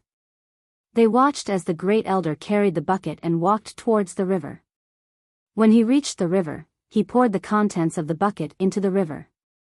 "Great elder, what are you pouring?" someone asked. "Fish. Be careful. Don't let anyone fish in the river," Xiao Xian said. The soldiers nodded. They would definitely keep their eyes open and keep an eye out. The 20 armored fishes were poured into the river and quickly disappeared. The speed at which they swam was completely different from when they were in the bucket. The sluice gate might not be able to stop these small fishes. Perhaps they could find a gap and swim out. After all, they were still small. However, Xiao Xian couldn't care less. He didn't care if these small fishes could really grow up. Thinking about Gan Xia and Wu He, whom he had left at Yi's place yesterday, Xiao Xian carried the empty bucket and walked towards the trading point. After Xiao Xian left, the pterosaur spread its wings and glided to the side of the river. It stared at the water for a while, then let out a series of strange chirps. This was clearly different from its usual chirps. Every time it chirped, it would make a series of chirps. The last chirp was especially long. After a while, it didn't see any reaction from the river. Instead, it called the soldiers guarding the bridge over. "Don't eat the fishes in there. The great elder will be angry." The soldier waved a spear in his hand, trying to scare the pterosaur away. The pterosaur, who was standing at the other end of the river, saw that someone was coming. It flapped its wings and flew to a nearby tree. It looked at the river again and chirped a few more times. A greenish-black figure swayed on the surface of the water, then dove back into the water. Seeing this, the pterosaur flapped its wings and flew away. The soldiers at the other end of the river saw that the pterosaur was finally chased away and went back to guarding the bridge. Not long after, the pterosaur flew back with a fish in its mouth. It had caught it from the flaming river. The soldiers at the bridge watched as the pterosaur tore off the fish and threw it into the water. After a few times, it would chirp again. "What is it doing?" the soldier at the bridge asked his comrade. "Feeding fish to fish," the other guessed. "Are we going to do something about it?" "Let's not, right?" "It didn't eat the fish in there either. When the time comes, we'll just have to inform the Grand Elder and see what he decides." "That works too. As long as the pterosaur didn't eat the fish in the river, they wouldn't chase it away for now." At the same time, there was only one fish swimming in the man-made river. Soon, a second and third fish appeared. Not long after, there were more than 10 fish swimming in the river. After tearing the fish into pieces, the pterosaur threw the carcass into the river and flew back to the Flaming Horn headquarters without a care. There were too many unfamiliar auras here. It felt safer to stay in the headquarters. In the trading zone. When Xiao Xian arrived at EC's place, EC was writing something. When he saw Xiao Xian, he didn't stop writing. He just glanced at him and continued writing. Grasshopper was still curled up beside EC. Although there were fewer spines on his back, they weren't completely gone. This proved that he was still very nervous. Wu He and Xiao Xian were where they were when Xiao Xian left yesterday. They were still where they were now. The only difference was that Wu He was standing up yesterday. Now, he was sitting listlessly on a wooden stool. Even his voice was weak. As for Gan Xie, he was exactly the same as yesterday. When he saw Xiao Xian come in, Wu He was instantly energized. He said to Xiao Xian, "Hurry up and take this person away. I will leave immediately. Really, I will never come to Yanjiao again." Yesterday, Xiao Xian said that Wu He could leave after answering Gan Xie's questions. However, Wu He didn't expect Gan Xie to ask him one question after another. He didn't expect Gan Xie to ask him one question after another. This guy doesn't sleep either. To Wu He, it wasn't a problem for him to not sleep for a night. However, he didn't want to face this stone face all the time. If he didn't answer, Gan Xie would use force to threaten him. His arm was almost broken. "How's it going?" Xiao Xian looked at Gan Xie. Gan Xie loosened his grip on Wu He's arm and shook his head lightly. He wasn't satisfied with Wu He's answers. At first, it was okay, but later on, it was full of lies. "I'm going to the Flaming River Castle." "What are your plans?" Xiao Xian asked. "Let's go back." Gan Xie stood up and put on his hood. He followed Xiao Xian out the door. After he left, he glanced at Grasshopper. Grasshopper was so scared that all the thorns on its back popped out again. Gan Xie was just curious. He heard from Wu He that Grasshopper was a slave. A slave with both human and beast blood. Interesting. Half beastman, slave master, slave. It was completely different from the relationship between humans in the tribe. Gan Xie learned a lot from Wu He. After he returned to the Flaming River Castle, he went straight to the basement to lie in his coffin and think about life. Xiao Xian went to look for Zheng Luo. "What's wrong? Is there a problem?" Xiao Xian saw Zheng Luo and Duo Kang's serious faces. Zheng Luo passed the animal skin scroll to Xiao Xian. "Take a look and you'll know." Xiao Xian took the animal skin scroll. The first thing he saw was the totemic patterns on it. This would let him know who sent it. The Lu tribe?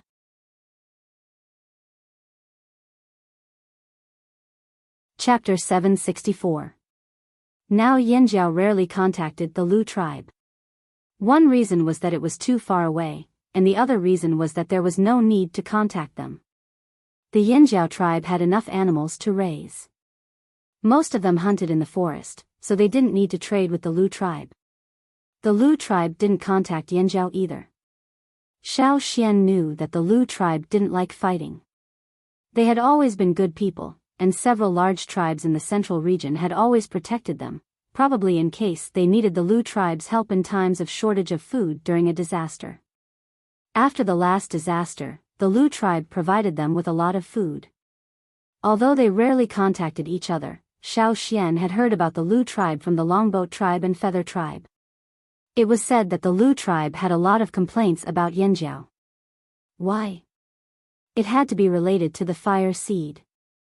The Lu tribe was probably one of the few large tribes that didn't want to merge their fire seed. Their main means of livelihood now was raising livestock, and they rarely had conflicts with other tribes. In the past, they had endured the provocations of the Wanshi tribe time and time again. To put it bluntly, they were cowards, but it was also a conservative and effective way. They knew how to survive stably. But now, Yanjiao changed everything. The merging of fire seeds came from the Flaming Horn tribe. First, the major tribes merged their fire seeds, then the other tribes in the central region merged their fire seeds.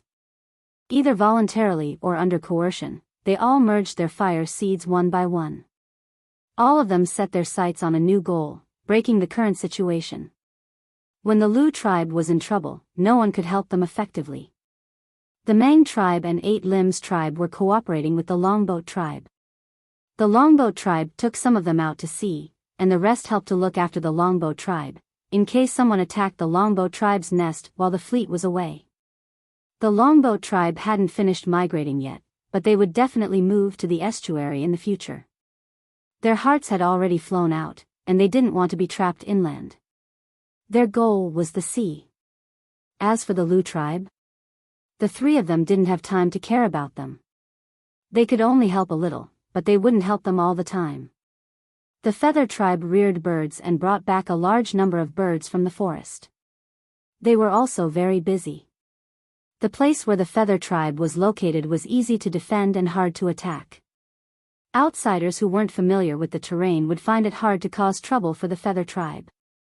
Now, the Feather tribesmen only wanted to manage their own territory. They didn't care about anything else, so the help they could provide was limited. It was said that the Thousand Masks tribe wanted to learn from Yanjiao and build a city. They also had to guard against external threats. They were also very busy and had no time to care about the Lu tribe's crisis. As for the tribes on the grasslands, they wouldn't care about the Lu tribe. They didn't have much interaction with the Lu tribe in the past. After much consideration, the Lu tribe could only ask Yanjiao for help. The Lu tribe situation might be worse than what's written, said Zheng Luo. It was only written on the animal skin scroll that the Lu tribe's beasts were being snatched away by outsiders, but since the Lu tribe was forced to seek help from Yanjiao, which was so far away, it was clear that the situation was critical. It also says that they want to move their tribe. Zheng Luo gestured for Xiao Xian to focus on the last few sentences. According to what was written, the Lu tribe wasn't sure if they really wanted to move. They just wanted to move. They're really simple-minded. Duo Kong was very dissatisfied. He was actually willing to let the Lu tribe come over. After all, the Lu tribe was good at rearing beasts. They might be able to raise more beasts. Yanjiao wouldn't mind having too many beasts. But the Lu tribe had a primitive fire seed. They wanted to bring it over? No way. Yanjiao wouldn't want to see this happen. After all, it wasn't their own fire seed. Even if it was a distance away, it would still affect their totemic warriors. Didn't they see that the tribes near Yanjiao all had merged fire seeds? Rain tribe, Drumming tribe, Taiha tribe, which one of them didn't have a merged fire seed? If the Lu tribe wanted to move over and rely on Yanjiao, that was fine. But first, they had to get rid of their primitive fire seed. Otherwise, if they brought it over, not only the Yanjiao people, but also the other tribes around them wouldn't be happy. They didn't choose to merge their fire seed. Until now, it seems like only the Lu tribe hasn't merged their fire seed, said Zheng Luo. Xiao Xian had already finished reading the words on the animal skin scroll. Today, the Lu tribe is like a chicken standing there, waiting for people to snatch it. It's a good thing they didn't merge their fire seed. If they did, all the beasts in their animal pens would have been snatched away and their people would be killed. What do you plan to do? Zheng Luo asked Xiao Xian. Let's not talk about whether they'll move or not. The Lu tribe has already listed their rewards to Yanjiao. As long as Yanjiao helps them, they'll give everything to Yanjiao. Thinking about the number of beasts listed in the scroll, Duo Kong sighed. They're really generous. The Lu tribe's rewards were already close to 2/3 of their total beasts. Maybe the Lu tribe wants to use this opportunity to get rid of the excess beasts. That'll make it easier for them to move, guessed Zheng Luo. Xiao Xian thought for a moment. I'll bring people over to take a look. Not for their rewards, but for the others. You want to use this to establish your authority? Zheng Luo immediately thought of this. I heard that people from the other side of the sea have appeared in the Flaming River area. We can use this as a warning. It's not just people from the other side of the sea. There aren't many people who can safely cross the sea. Only a limited number of people have their eyes on the Lu tribe. Other than the outsiders, most of them are tribesmen who have already started to change, Xiao Xian said in a low voice. Tribesmen? After merging their fire seeds, their ambitions are magnified and they're no longer content with their lot. They don't have to stay in one place, so naturally, they'll set their sights on other places, Xiao Xian said. After all, most of the people living on this land are tribesmen. You mean, other than scaring the outsiders, we have to do something to show the tribesmen who have other intentions? Zheng Luo understood. Sometimes, being infamous isn't a bad thing. Back then, Yanjiao's ancestors made a wise choice by making themselves infamous. Xiao Xian thought about the other tribe's impression of the Yanjiao people. Although the Yanjiao tribe was famous now, they weren't fierce enough. In such a big environment, their fierce reputation was a very good shield. At least it could deter those who had bad intentions from targeting the Flaming Horn tribe. Xiao Xian, when are you leaving? I'll go with you. Duo Kong rubbed his hands. He was already itching to go. You can't leave, Xiao Xian refused. What? Why can't I? Last time, Ta went with you to the desert. This time, you're going to the Lu tribe to kill, rescue them. It's my turn now. Duo Kong remembered this clearly. Between him and Ta, one of them had to stay in the tribe. You have to help Zheng Luo keep an eye on the trading point. There are already people from other tribes nearby. Some of them are mixed in with the travel team. They're probably investigating the trading point, Xiao Xian said. Hearing this, Duo Kong didn't insist. Compared to the Lu tribe, the trading point was more important. Xiao Xian, are you bringing the guy in the basement with you? Duo Kong asked. If I don't bring him out, I won't feel safe leaving him here, Xiao Xian said.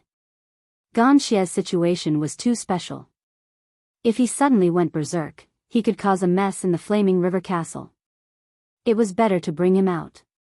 Duo Kong thought about it and agreed. Only Xiao Xian could kill those puppets in the desert.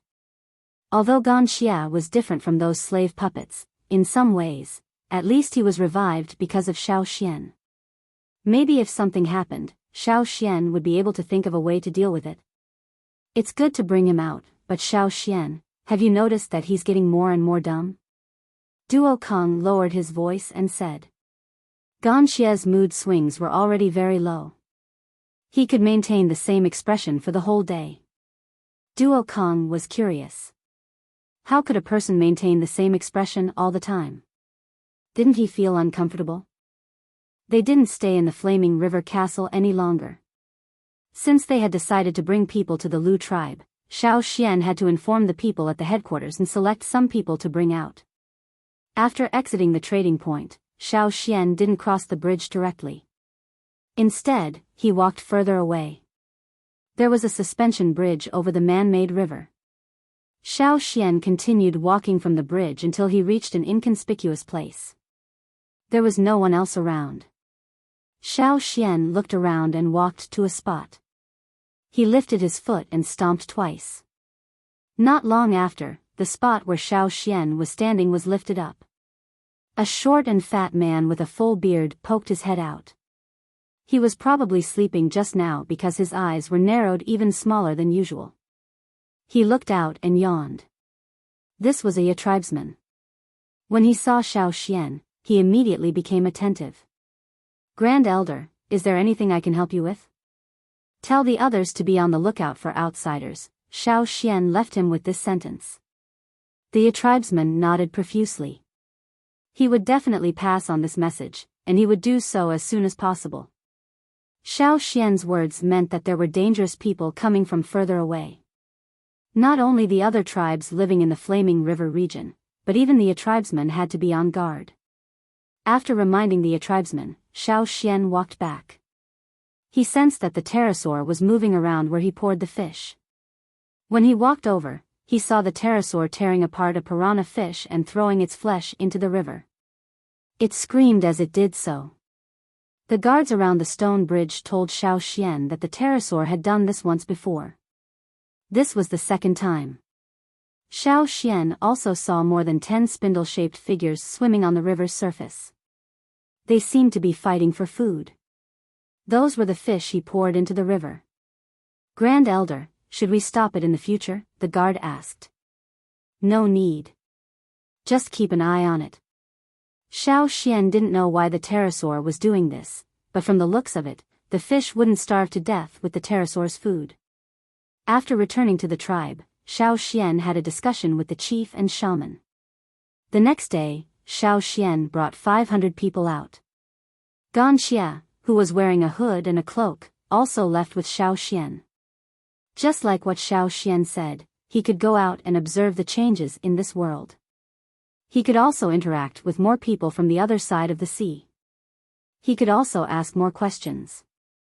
After Xiao Xian left with his people, some people also left the Flaming River trading point, such as Wu He and the others from the Changla tribe. Wu He wanted to leave to play somewhere else, but he saw Xiao Xian leaving with his people. 500 people was already a big commotion in most places where there weren't many people. It was obvious that something had happened. The Changla tribe's curiosity was piqued again. Wu He and the others left the trading point and followed Xiao Xian's group. They wanted to see what was going on at the Lu tribe's place. Ever since Yanjiao migrated, the Lu tribe's place had become much more deserted. Strictly speaking, they couldn't be considered part of the central region. They were more towards the side because they needed a large amount of land to rear all kinds of animals. The competition for territory in the central region was too fierce. If one wasn't careful, they could start a war. The Lu tribe had lived here for a long time. As traditional tribesmen, they wouldn't want to leave if they had a choice. But now, the situation had changed and they had become a target for many people. In the second year of the disaster, their animal pens started to lose their animals. At first, it was just the pens at the edge of the region. Later, more and more animals went missing. Even the people guarding the pens started to get injured. Now, the situation was getting worse. They were still thankful that they had a fire seed to scare off those thieves. But this didn't solve the problem. Now, their animal pens were still being lost and their casualties were increasing. Some people even began to worry. What would they do if those people gathered together to attack the fire seed of their tribe? Their fire seed was still a primitive fire seed. If their fire seed was gone, their tribe would be gone too. There were 3 choices. The first was to go to the grasslands. There were many animal-rearing tribes on the grasslands. There was also plenty of grass and water. But the good spots on the grasslands were already occupied. If they went there, they would have to fight with the tribes there for territory. The Lu tribe didn't want to go to war. They really didn't want to go to war because their tribe's population was decreasing due to external threats. War would reduce their population even more. They didn't want to go to war. The second choice was to go to the Thousand Masks tribe. The Thousand Masks tribe also knew about the Lu tribe's current situation, but they didn't help them. Instead, they watched coldly from the sidelines for a while and made a request. They were willing to accept the Lu tribe, but the Lu tribe had to merge with their fire seed. Other than that, there were other conditions, such as the distribution of animals in the pens. No matter what the conditions were, the Lu tribe couldn't agree immediately. The third choice was to go to the Yanjiao tribe. I still agree to go to Yanjiao. Yanjiao looked at the others present and said. He had interacted with Yanjiao many times. Compared to the Thousand Masks tribe, he trusted the Yanjiao people more. If we must merge with our fire seed, Yanjiao is definitely better than the Thousand Masks tribe, Yanjiao said with certainty. If Yanjiao can accept us bringing our fire seed over, it's not impossible to choose them, an old man said. But the others didn't agree, including Yanjiao. Don't even think about it. The Yanjiao people won't allow it. Do you know why the big tribes in the central region all let the other tribes merge their fire seeds? Because the fire seed makes them unhappy. Yanjiao sneered. Under the influence of the successive events in the tribe, he no longer cared about what he said. Even if the other party was an elder, he still had to wake them up when they said such childish thoughts. They couldn't see the situation clearly and dilly-dallied until now. As a result, the tribe's situation was getting more and more difficult. Even if they wanted to merge their fire seed, they didn't dare because there were too many people spying on them. Who knew if they would sneak up on them at a critical moment? Yanjiao was the one who urged the new chief to write the letter asking for help from Yanjiao. Yes, the previous chief of the Lu tribe was killed in a battle with outsiders. Not long ago, the tribe elected a new chief. Bishing was the strongest person in the Lu tribe, or else they wouldn't have chosen him at a time like this. Although he was strong, his foresight wasn't as farsighted as the previous chief.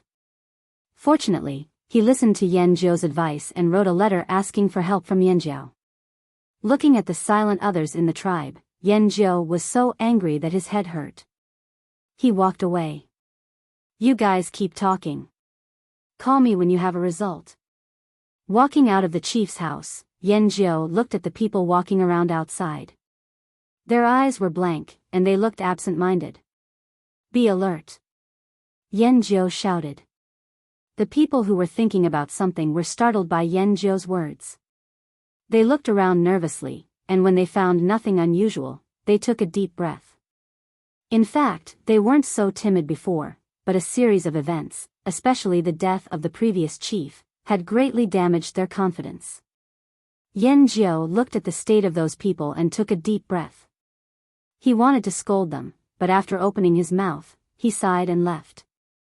When they were facing the Wuxia tribe, they were able to live peacefully because they had the support of several other tribes in the central region. The Wuxia tribe didn't dare to do anything to them. But now the situation was different.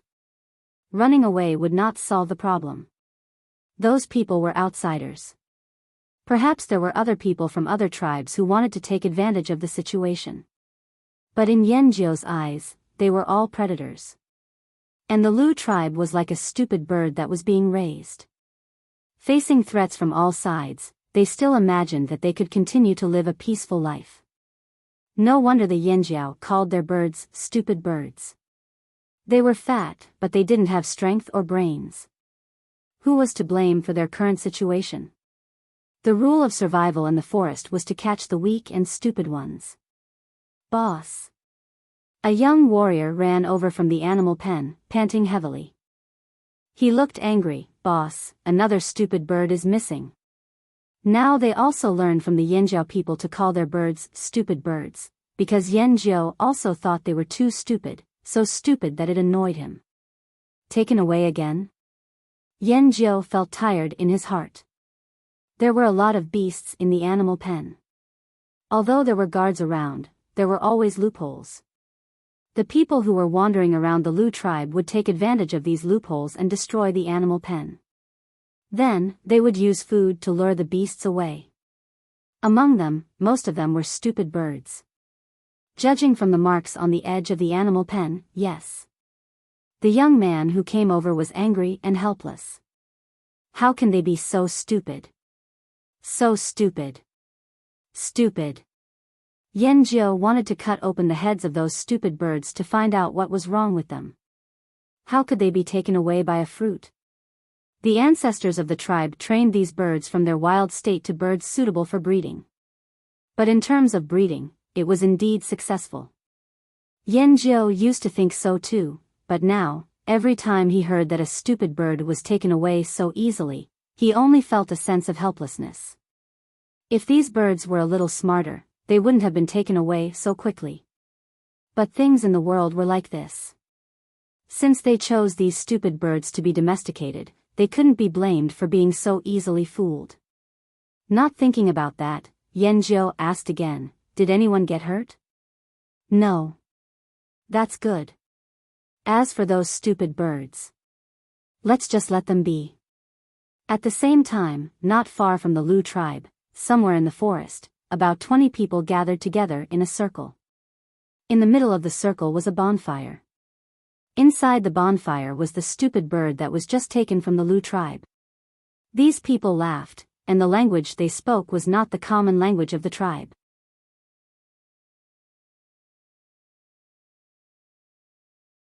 Chapter 765.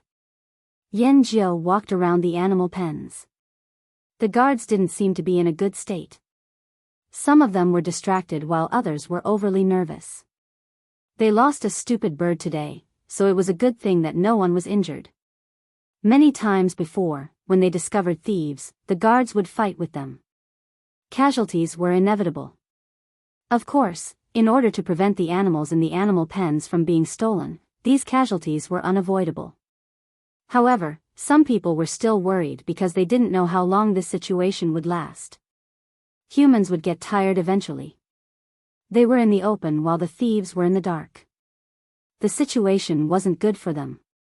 Yan Jiao pondered. He had already sent out the letter asking for help a long time ago. He didn't know if the Yanjiao people would come. Just as he was thinking, someone rushed over. "Boss. Someone's here." Yan Jiao was overjoyed when he heard this. He jumped up and asked anxiously, "Are they Yanjiao people?" "No, they're from the Thousand Masks tribe." Yan Jiao's excitement faded when he heard that they were from the Thousand Masks tribe. He scratched his head with a conflicted expression. "Boss, aren't you going over?" "The chief and the others are all there," that person asked.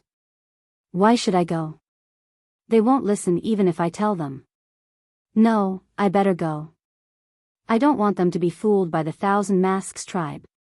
Yan Jiao hurriedly left the animal pen. When Yan Jiao went over, the current chief of the Lu tribe, Bai Xing, was already talking to the Thousand Masks tribe. However, the atmosphere wasn't good. The leader of the Thousand Masks tribe this time was DNFA. Yan Jiao had some understanding of DNFA. Although DNFA always had a smile on his face and seemed easy to talk to, he was actually a person who would change his expression at the slightest provocation. Now, the Lu tribesmen were really afraid to see him. Ever since they merged with their fire seed, the Thousand Masks tribe was no longer the same as before. No, it seemed that after merging with their fire seed, all the major tribes in the central region changed. At least, they didn't look like the Lu tribesmen. Yan Jiao sighed and walked in. He heard DNFA say that the Thousand Masks tribe wanted to take in the Lu tribe. If the Lu tribe agreed, they would leave a place for the Lu tribe to live in. However, the Lu tribe had to pay a price. They didn't ask the Lu tribe to hand over a certain number of animals to the Thousand Masks tribe every year. They only needed to hand over half of their animals. Hearing this, even the Lu tribesmen who had been silent couldn't sit still anymore.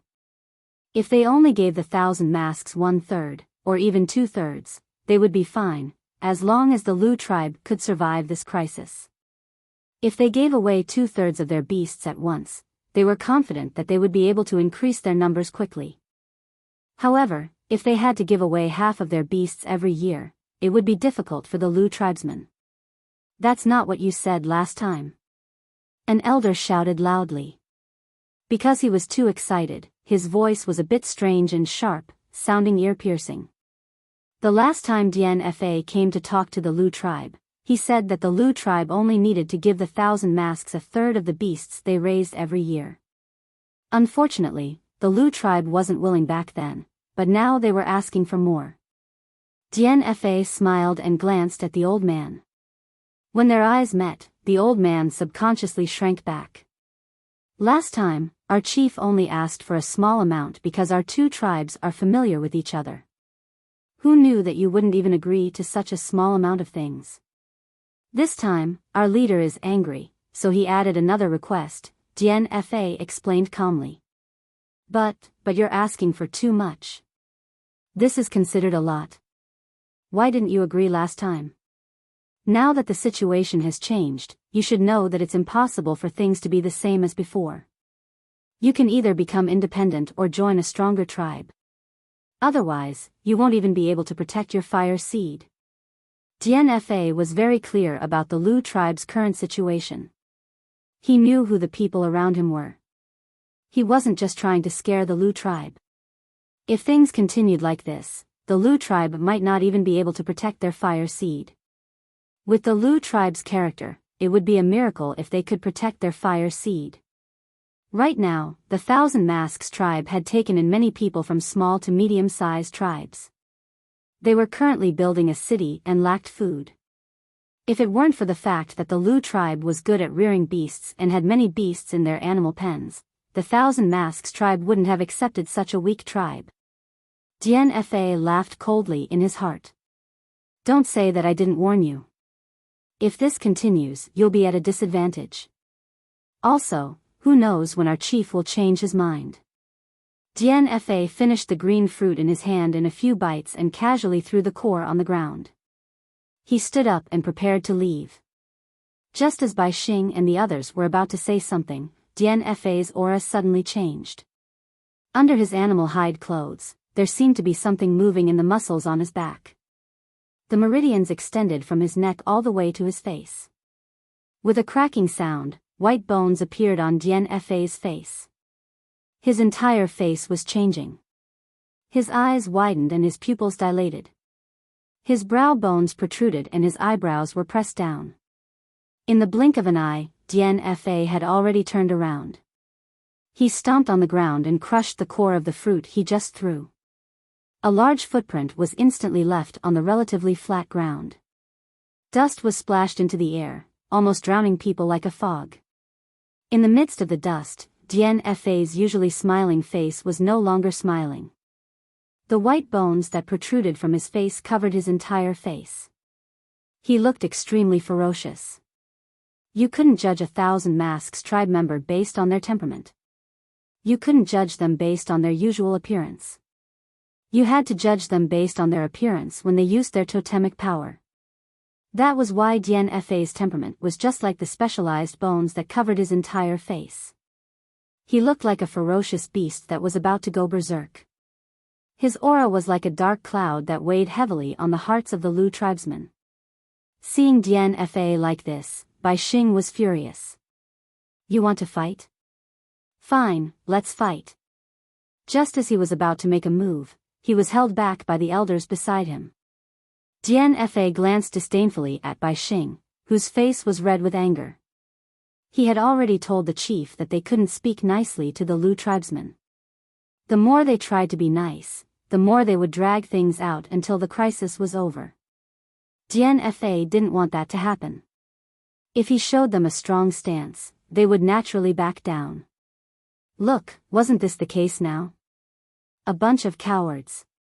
We need time to think, an elder said with difficulty. Wasn't the time I gave you last time enough? How long do you want to think? DNFA's cold voice rang out in the room. His tone was filled with impatience. Seeing that the Lu tribesmen were about to say something, DNFA waved his hand as if he was swatting flies. I'll give you 3 more days to think. After 3 days, I'll leave with my people. In other words, if the Lu tribesmen agreed to move after 3 days, DNFA would bring them to the Thousand Masks tribe's territory. If they didn't agree, he would wash his hands of this matter. They wouldn't care if the outsiders robbed or killed the Lu tribesmen. Since they didn't want to come to their territory, they wouldn't care about their business either. DNFA didn't allow the Lu tribesmen to say anything. In the end, DNFA brought the 500,000 Masks warriors to the Lu tribesmen's living quarters. They were treated to good food and drinks. Yan Jiao watched from the beginning to the end. He didn't say anything. He remained silent with a dark expression on his face. He didn't want to see the elders' attitude, but he knew that they were worried. He didn't know what to say. Should he join the Yanjiao instead of the Thousand Masks tribe? But the Yanjiao people didn't show up. He didn't even know what the Yanjiao people were thinking. 3 days, to the Lu tribesmen, was too short a time. The entire tribe was filled with an anxious atmosphere. This atmosphere was getting stronger by the second. The Lu tribesmen gathered together and discussed for 3 days without sleep.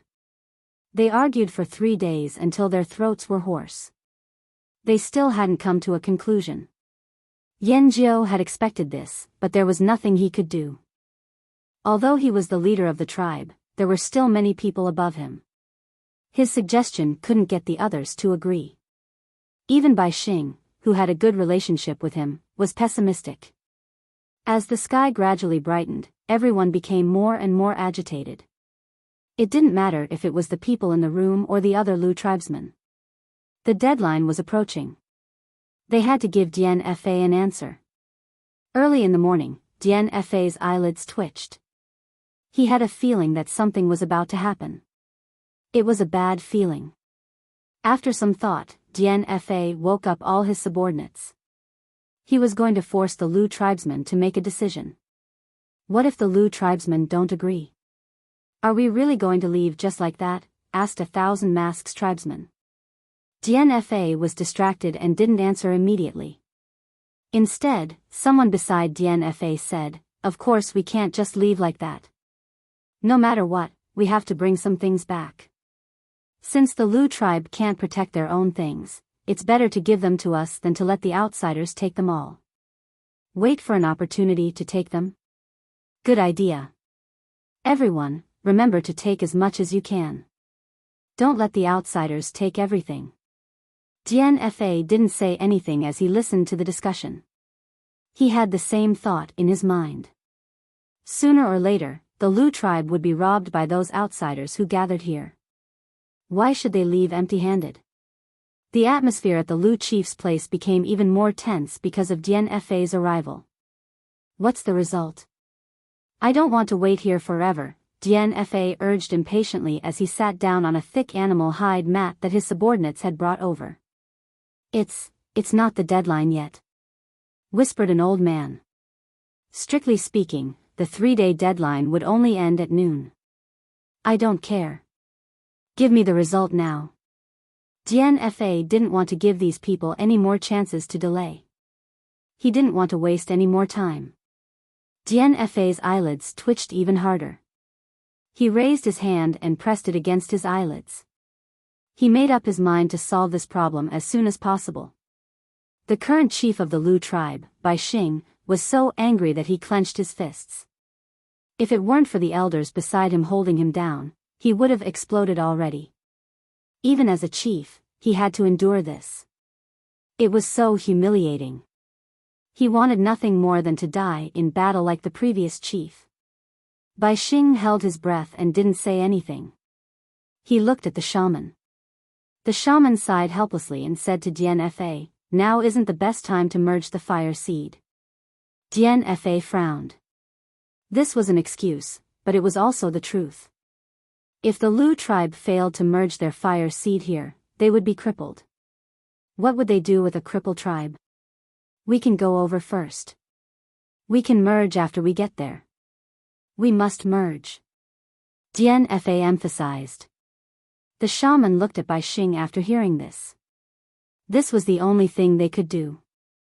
Under the urging of the elders, Bai Xing took a deep breath and suppressed his anger. He was about to say something when his expression suddenly changed.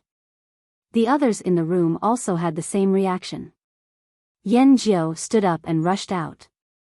The Lu tribesmen might be slow when it came to other things, but they could sense the movements of their animals very quickly. As for the animals that were stolen, they were lured away on their own accord. When they left, they didn't make any movements at all. That was why the guards didn't sense them. At this moment, the Thousand Masks people didn't see much movement at the beast pens. However, it was a different story for the Lu tribesmen. What's going on? Are those outsiders here again? Yan Jiu asked. I don't know. The person who was asked was still in a daze. What are you looking at? Go to the beast pens and see what's going on. Yan Jiu roared. He was so angry that the veins on his forehead almost popped out.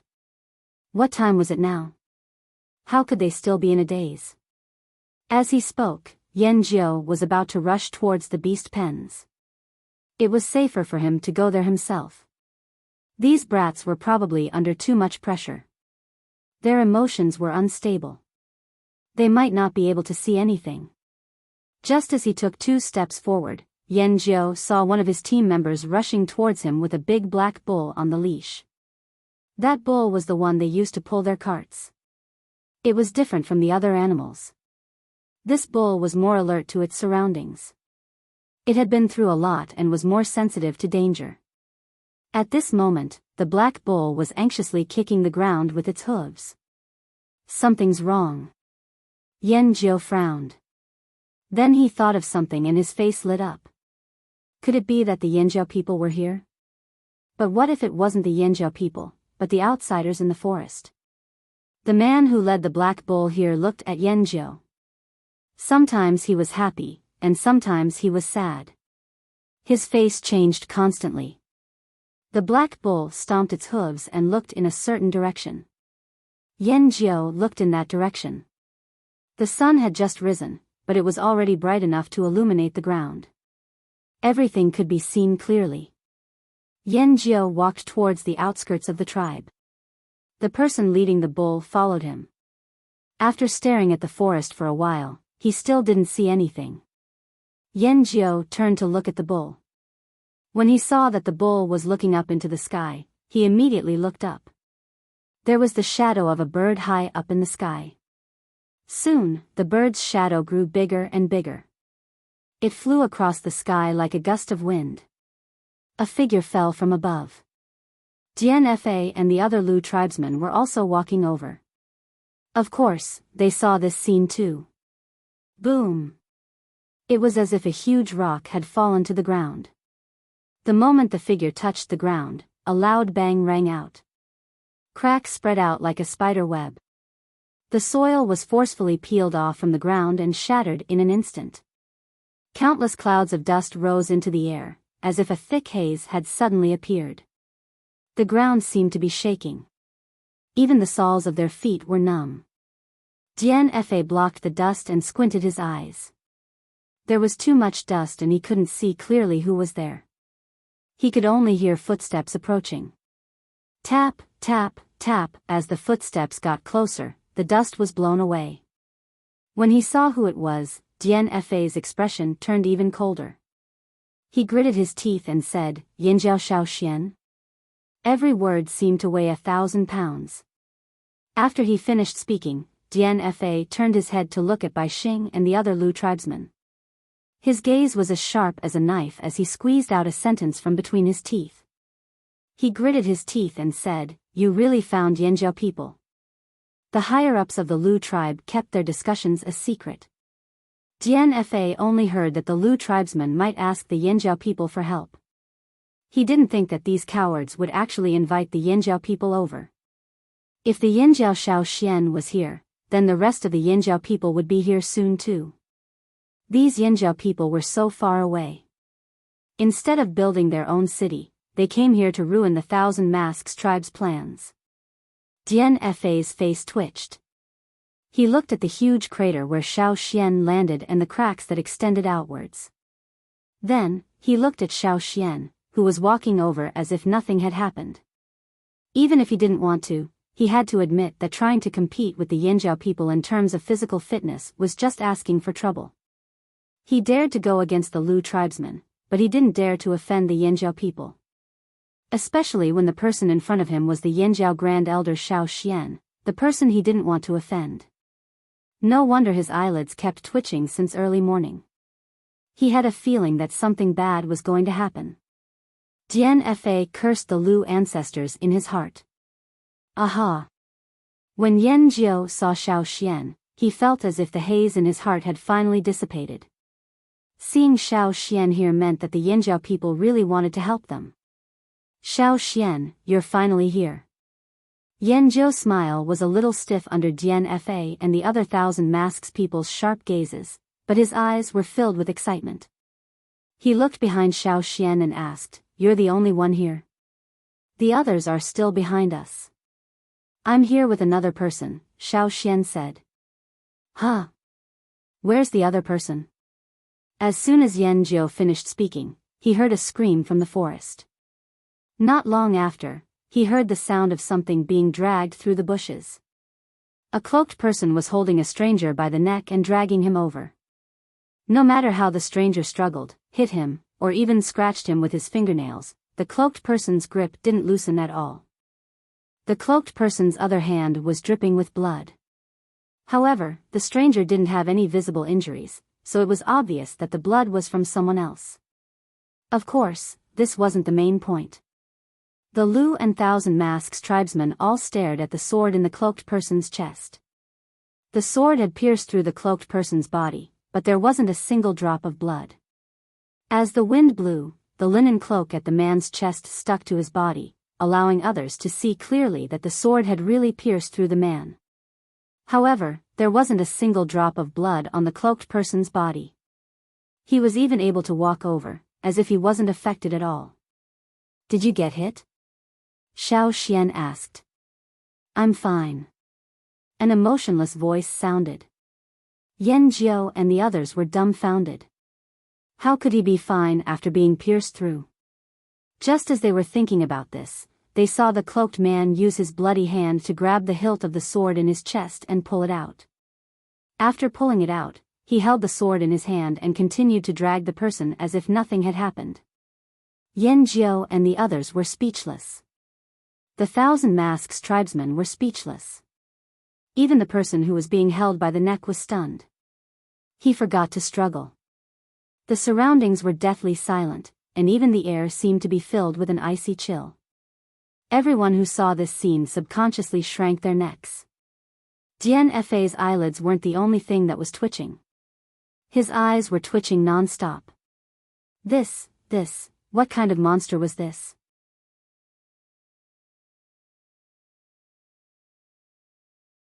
Chapter 766. When Gan Xia dragged Gan Xia over, both the Lu and 1,000 Masks tribesmen hurriedly moved aside, keeping at least 10 steps away from him. The scene just now was too strange. They hadn't completely regained their senses, and they couldn't understand it. Before their minds could catch up, their bodies had already stepped aside. This was a reflexive action in the face of danger. Xiao Xian looked at the sword in Gan Xia's hand. It was obviously from the other side of the sea, different from the style used by tribesmen. However, the craftsmanship was not as good as the Gongjia families, so he couldn't tell which organization these people belonged to. "How did you get hit?" asked Xiao Xian. With Gan Xia's abilities, he shouldn't have been stabbed so easily. "I wanted to ask something but that person suddenly attacked," said Gan Xia calmly. Xiao Xian didn't ask who stabbed him. Judging by the blood on Gan Xia's hand, he knew what happened to that person. However, after this incident, Gan Xia definitely understood that the people outside were not as nice as the people in Yanjiao. People outside the tribe would kill at the slightest disagreement. Xiao Xian looked at the people around him, then asked Yanjiao, who he was most familiar with, "Is there a place to rest? This isn't a good place to talk." Yes. Yanjiao nodded quickly, then informed by Xing before bringing Xiao Xian to a house. Xiao Xian, does your friend need treatment?" Yanjiao glanced at the silent Gan Xia and asked Xiao Xian. "No, this small injury is nothing to him," said Xiao Xian. Bai Xing and Dian Fa, who were further away, also heard Xiao Xian's words. They were even more shocked. This small injury? Gan Xia was stabbed, how could it be a small injury? Dian Fa's face twitched but he didn't say a word. He didn't know what to say either. It seemed like the Lu tribe was really going to ask Yanjiao for help. Fight with Yanjiao for a person? Fa didn't plan to do that for now. He couldn't find the best solution for the time being, so he glared fiercely at the Lu tribesman. After Xiao Xian walked away, he asked, "Are you going to join Yanjiao?" The elders of the Lu tribe looked away awkwardly. They didn't want to meet Fa's eyes, nor did they say anything.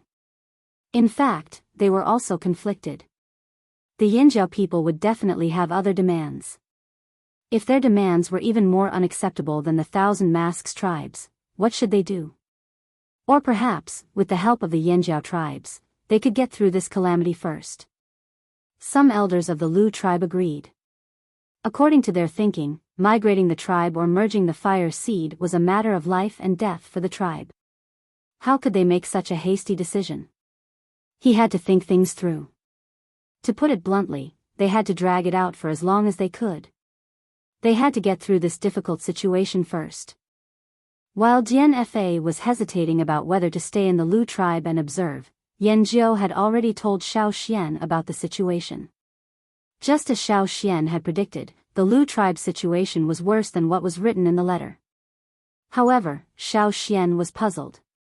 They were already in such a situation, but these people were still hesitating. What are your chief and shaman thinking? If they don't agree to merge the fire seed, we can't let the Lu tribe go. Xiao Xian also told them about Yanjiao's request. Merging the fire seed was a prerequisite. Otherwise, there was nothing to talk about. Of course, if the Lu tribe didn't choose to merge the fire seed, they would only come to help the Lu tribe clean up the surrounding forest. Then, they would pack up and leave. They wouldn't care about anything else. Yanjiao also had a headache. He was actually in favor of merging the fire seed. Although they wouldn't get used to it in a short period of time, the other tribes had already merged their fire seed. If they stayed the same, their fire seed would become their weakness. However, the elders of the tribe didn't agree. How about this? Go and talk to your chief, shaman, and the elders. Tell them about Yanjiao's conditions. Xiao Xian didn't want the Lu tribe to go. It would be good if they went, but if they didn't go, Yanjiao wouldn't lose anything. After all, they didn't lack food. Yanjiao let Xiao Xian rest here first. He would go and talk to the people in the tribe. What he didn't tell Xiao Xian was that the Lu tribe would definitely migrate. They couldn't survive here anymore. Putting aside the troubles around them, just the internal problems of the Lu tribe. They raised livestock for a living. The ancestors of the Lu tribe settled here because they found a pond that was enough for them to live and raise livestock.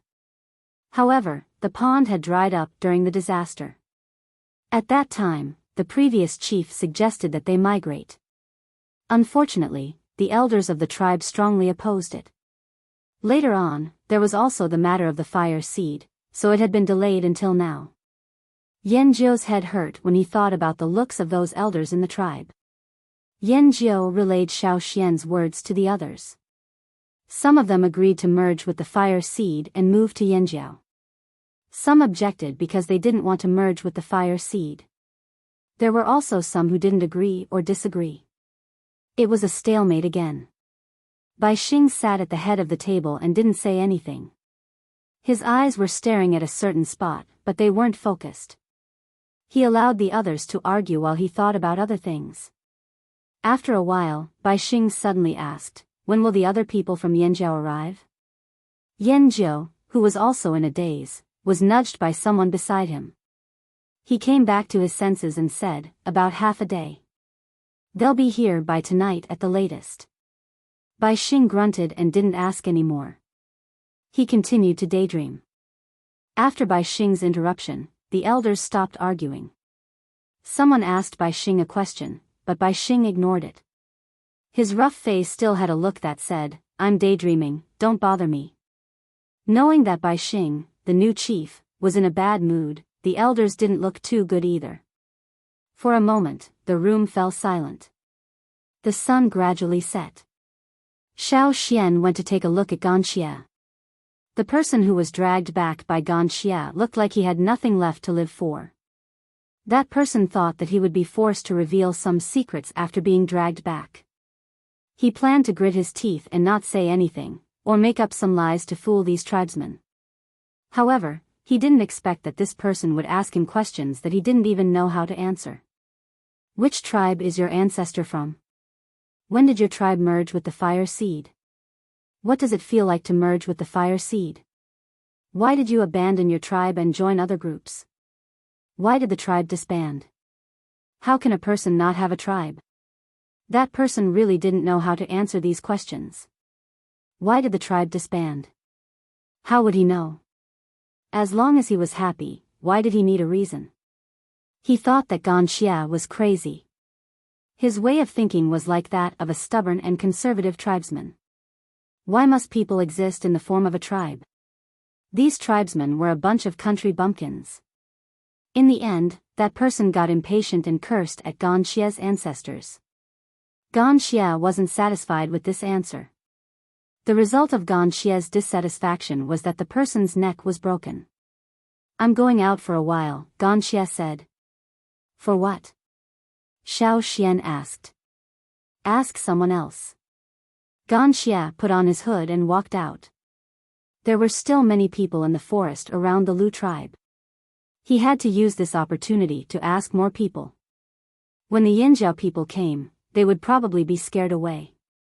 Whether it was people from the other side of the sea or tribesmen who had merged with the fire seed, he wanted to ask them all.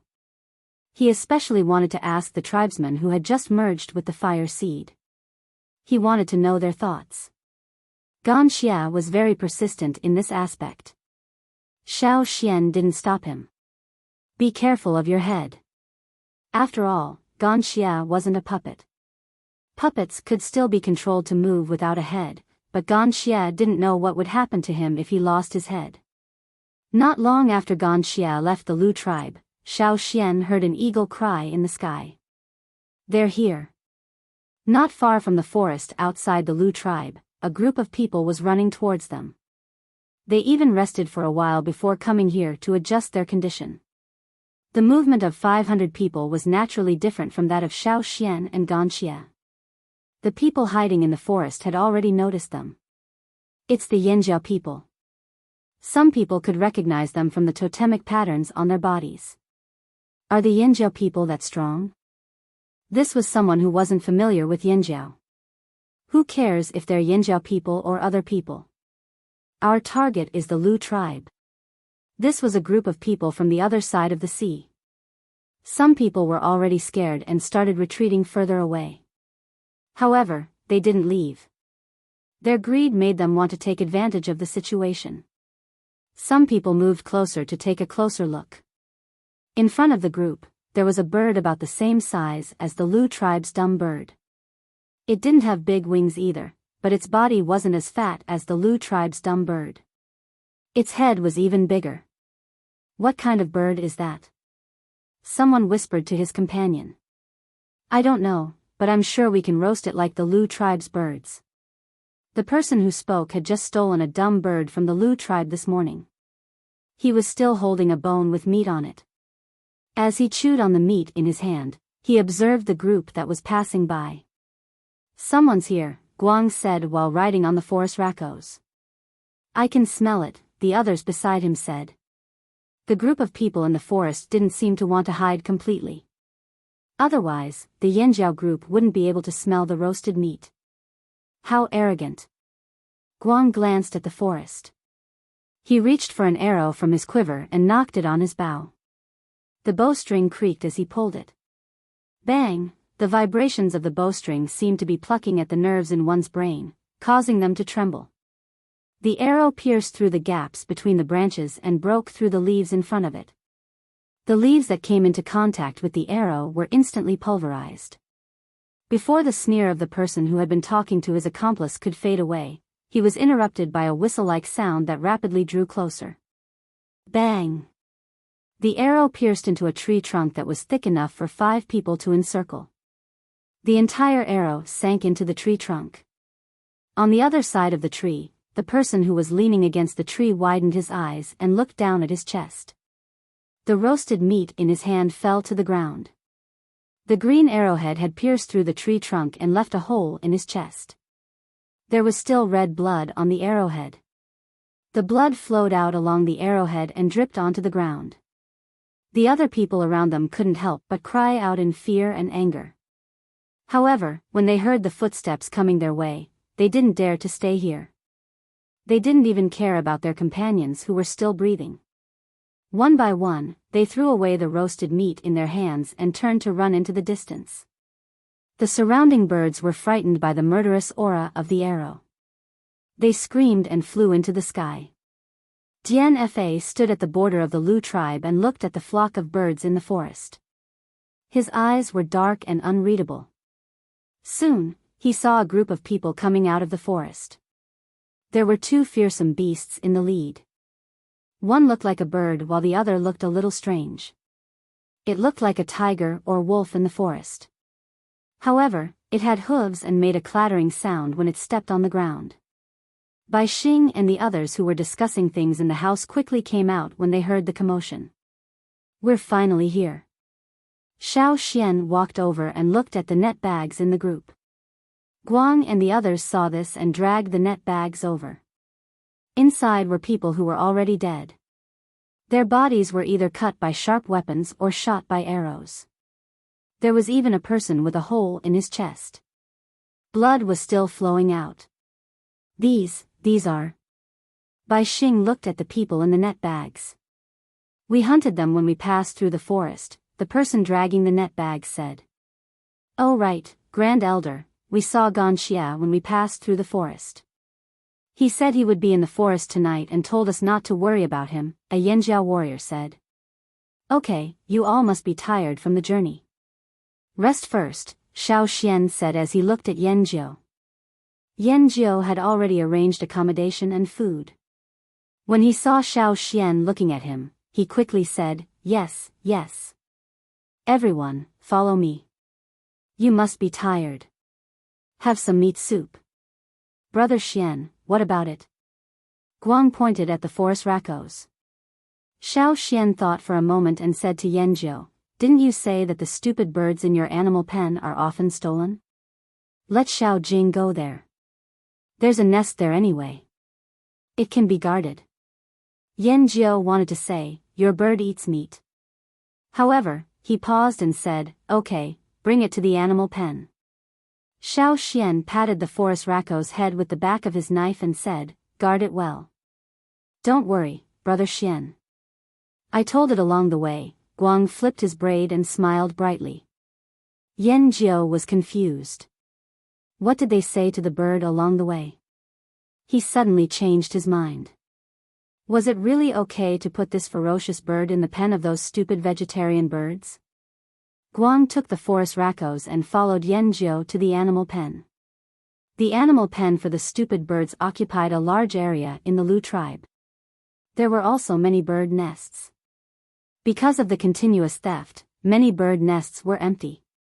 When Guang led the forest raccoons into the animal pen, a group of stupid birds who were walking casually ran away as soon as they saw a stranger. Those who were squatting in their nests also ran away, so there were more bird nests empty.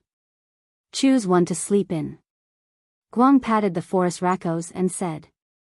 Yanjiao was frightened to see the big-headed ferocious bird raise its claws and look at the bird nests one by one. Then it chose the biggest one and walked in. After stepping on it, it squatted down. "Okay, let's go." Guang didn't look at it anymore and turned to leave. Is it really okay?" Yanjiao was still scared. "It's definitely okay. It won't eat. If there's one less, you can deduct it from Yanjiao's reward." Yanjiao didn't say anything. So these people were so eager to guard the animal pens just to get their reward from Yanjiao? Yanjiao's people had already arrived. It was time for the Lu tribe to make a final decision. Dian Fa didn't leave yet. He was waiting for the Lu tribe's decision. Xiao Xian wasn't in a hurry. No matter what the Lu tribe's decision was, they would rest for the night and clean up the forest tomorrow. Their goal wasn't just to decide if the Lu tribe would move or not. In the forest, the people who were hiding in various places were already starting to get anxious. Should they stay here and wait for a chance to make some money, or should they run away first? Judging from the looks of it, Yanjiao wasn't easy to deal with.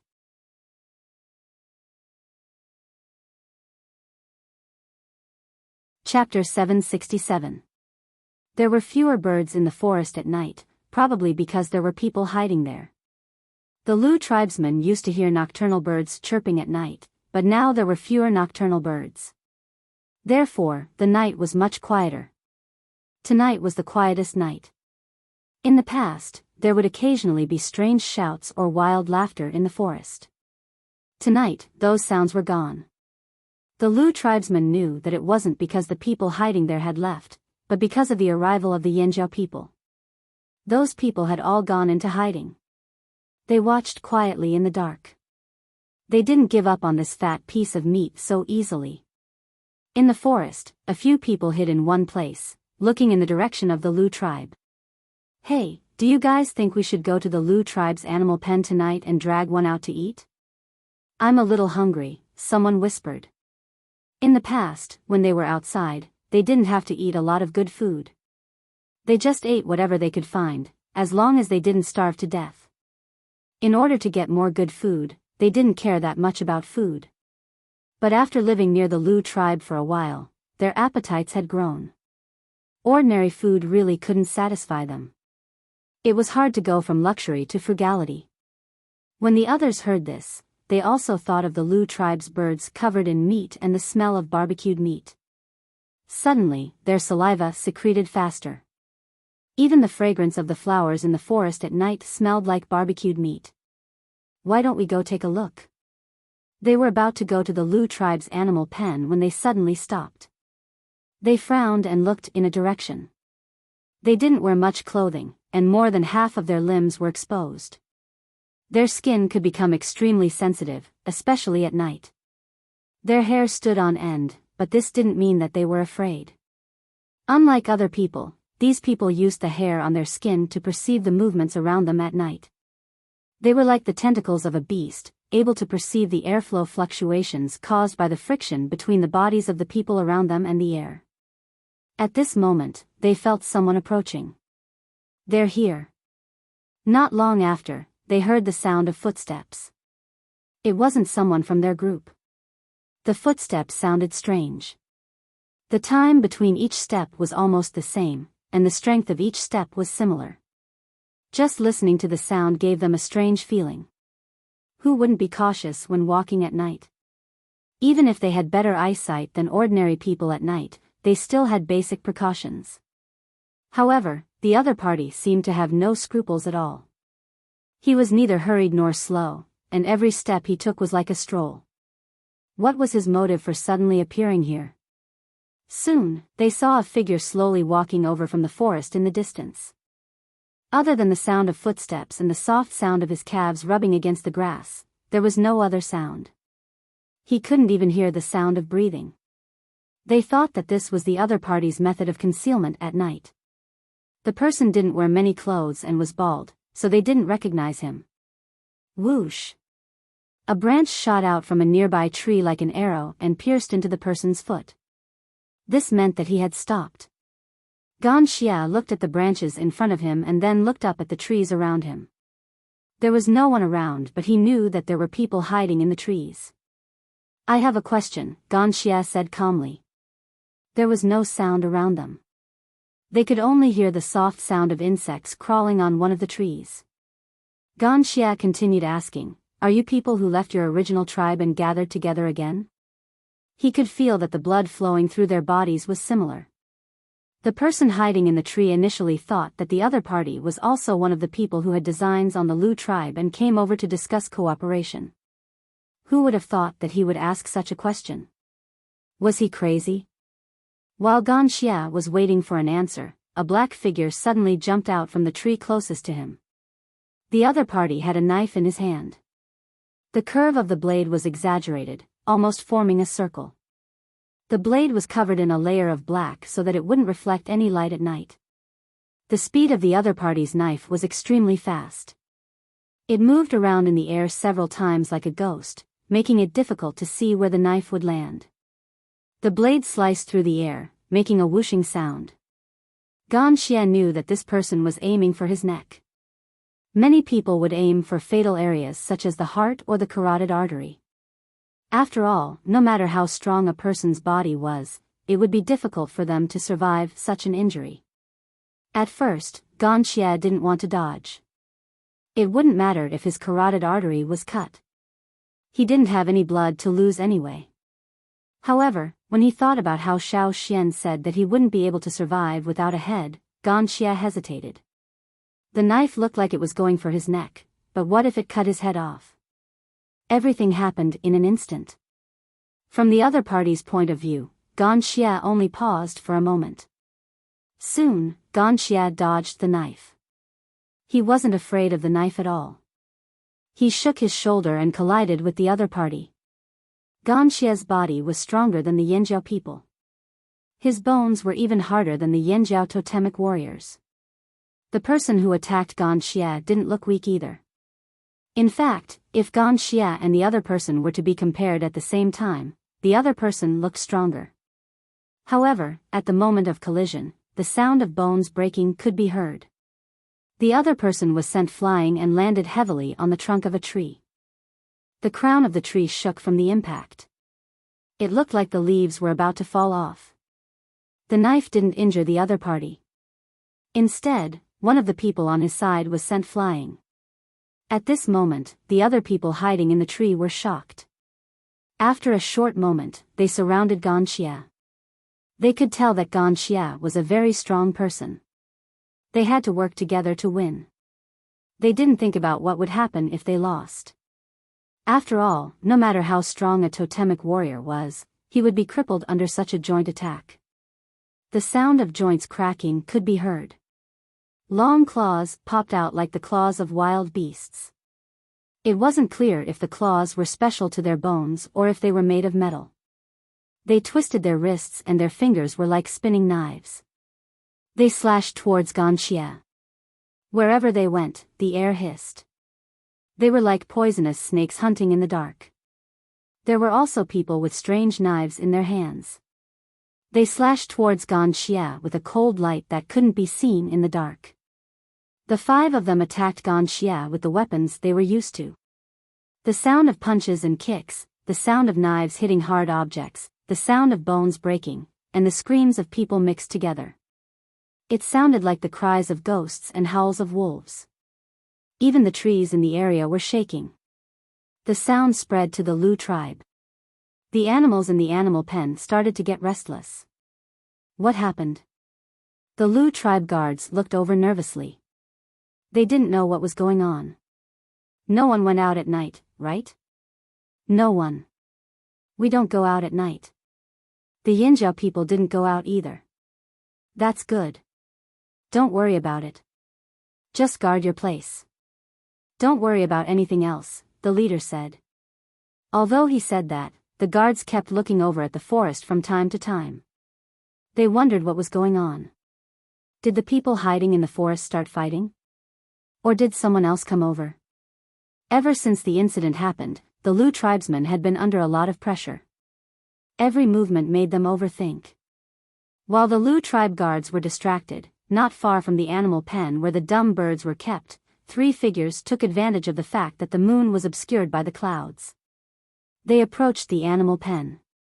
Although they were curious about what was going on in the forest, they knew that this was a good opportunity to make a move. While the noise attracted the guards, they would be able to make a move on the animal pen where the dumb birds were kept more smoothly. During this period of time, they had been working almost every day. They took turns. Today, it was one person, tomorrow it was another person. Tonight, it was the 3 of them. Even if the Yanjiao people came today and knew that the security here would be much tighter, they still couldn't help but feel greedy. These days, they had been living too well. They didn't care whether the Lu tribe's fire seed was extinguished or not. They were just used to coming over to lead a bird full of meat away when they were hungry and eating to their heart's content. Whenever they were hungry, they would come to the Lu tribe's animal pen. When they first came, they were a little more cautious. They were careful when they stole things to avoid the Lu tribesmen chasing after them. But later, they realized that more and more people were targeting the Lu tribe. The Lu tribesmen no longer went out. They just stayed in the tribe. Even if they heard provocations, they rarely went out. That was why they became bolder and bolder. They would even laugh out loud while eating and drinking. Some of them would even throw bones at the Lu tribesmen after eating and laugh at them. The Lu tribesmen were so angry that they stomped their feet. The Lu tribesmen didn't dare to come out. This was the consensus of everyone. They had nothing to fear. As for today, although they saw the Lu tribesmen coming to help, they still chose to come. They were hungry. It was just a test. It should be fine. They told themselves this in their hearts. At night, when the patrolling guards left, they approached the beast pens with familiarity. First, they observed their surroundings, but they didn't see anything different around the beast pens. The guards were still the same, and there wasn't anything different from before. Sure enough, it was all a bluff. One person laughed silently.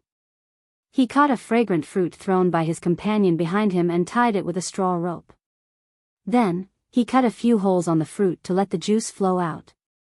When the wind blew, the fragrance of the fruit flew into the distance. In the direction the wind blew, they could vaguely see a bird's nest on a tree. There was only one bird in it. The other birds were a little further away. They were cautious. They knew that they couldn't attract too many stupid birds at once. Otherwise, they would be too big of a target and easily alert the guards of the Lu tribe. The few times they were discovered by the Lu tribesmen, it was because they attracted too many stupid birds at once. So they were discovered by the guards, and it took them a lot of effort to escape. So, since then, they learned to be smart. Every time, they would pick a bird that was a little further away from the flock and nested in a bird's nest alone. The person holding the fruit approached the fence of the animal pen and skillfully threw the fruit towards the blurry figure. The fruit was tied with a straw rope. It drew an arc in the air and stopped about 10 meters away from the bird's nest. Because the ground was covered with grass and the fruit was soft, it didn't make too much noise. Although stupid birds were stupid, they had a good sense of smell. They had already learned the technique of stealing birds. They knew the best distance and the fruit landed on the predicted landing spot. Tap tap tap. The sound of the bird's big toe stepping on the ground rang out. The person was happy. It's coming. Many times, even if they avoided more birds, the fragrance of the fruit might still attract 2 or 3 birds at once. They still had to spend a lot of effort to steal the birds out. However, this time, there was only one bird that was attracted by the fragrance of the fruit, and no more birds came over. That was even better. It saved them a lot of trouble. Judging from the sound, this bird was quite big. That made them even happier. He hid behind the fence. Because he couldn't see the situation inside, he could only judge by the sound. There was no one else. The patrolling guards didn't come. The bird had already stopped at the place where they threw the fruit. The person holding the straw rope felt the rope in his hand being pulled. He knew that the bird was about to eat, so he quickly pulled the rope out. But when pulling the rope, he had to be skillful. He couldn't be too fast. If he was too fast, the stupid bird wouldn't chase him at night. But if he was too slow, he would be eaten by the stupid bird. Thinking of this, the person was quite proud. One person concentrated on pulling the rope, listening to the sound and judging the behavior of the stupid bird. The other person was breaking the fence. Behind them, there were still people on guard to see if there were any patrolling guards from the Lu tribe. Hurry up. Someone behind urged. The 2 people who were squatting beside the fence were also anxious. The Lu tribe's guards were already here. The person pulling the rope sped up. After pulling for a while, he stopped. When he felt the rope was struggling, he continued pulling. The other person made a hole in the fence. Because these fences were often broken, the Lu tribe repaired them in a hurry. The trees they used now weren't very good, so the gaps between the logs were bigger. This made it easier for them to break the fences. They cut the ropes connecting the logs, pulled out the logs that could be pulled out, and sawed the ones that couldn't be pulled out. As long as they put something on the saw, the sound of sawing wood would be reduced a lot. The sound of a big toe stepping on the ground was getting closer. Judging by the sound, I know it's a big guy. Hee hee. The person sawing the log whispered. Actually, if they had more strength, wouldn't it be easier to just carry one out? Unfortunately, they didn't have the strength, so they could only try harder. The person pulling the rope didn't laugh. He always felt that today's bird was a little different from the previous ones. He stretched his neck and looked through the hole in the fence. He vaguely saw a bird's shadow. Although it was a little different from the previous ones, it wasn't as fat, but it shouldn't be a problem. They didn't see the Yanjiao team today. They only saw the tail of the team that had already entered the Lu tribe's territory, so they didn't think of anything else. Hurry up. The person behind them urged again. I know. Okay. Prepare the rope. Before the man could finish his sentence, he felt the straw rope in his hand being pulled inwards by a strong force. He was caught off guard and crashed into the fence that had not been pulled out yet, making a loud bang. What's going on? The person next to him who had just finished sawing wood asked. However, just as he finished speaking, a figure suddenly rushed out of the broken fence like a gust of wind. A foot with a big toe stomped down from top to bottom. Ah! A scream suddenly sounded. The stupid birds in the animal pen were shocked and gathered in the middle of the pen. After little Jingzi stepped on the man, it didn't give him any time to get up. Its two big feet stepped on him quickly, not giving him a chance to get up at all. This was the principle of taking the initiative and taking the opponent's life. It was always like this when hunting in the forest. Otherwise, how could it hunt down those beasts that were stronger than it? The clouds in the night sky moved, and the moon that was blocked by the wind showed up. The person who was pulled by the rope and bumped into the fence turned his head and saw his companion being stepped under the bird's claws. With the help of the moonlight, he saw the bird coming out of the animal pen. He only felt a chill run from his tailbone to his brain. This wasn't the kind of stupid bird that they usually ate. Its body was obviously similar to those stupid birds, but the two claws in front of him were much sharper and stronger. They were like hooks, and the skin would be torn off if they were hooked. Quick, someone is stealing stupid birds again? The Lu tribe's patrolman heard the noise and ran over. When the person in the forest saw the situation change, he quickly ran towards the animal pen, wanting to pull his companion out. However, as soon as he ran out of the forest, he saw a big bird jump up in the dark. Its two big claws kicked one of his companions away. As for the other, he fell to the ground and struggled weakly, unable to get up at all. After seeing the situation over there, the person who ran out of the forest stopped and turned to run. The Lu tribe's people were already here, and the two men were injured. He definitely couldn't escape from the Lu tribe's pursuit with the injured. It was better to escape first.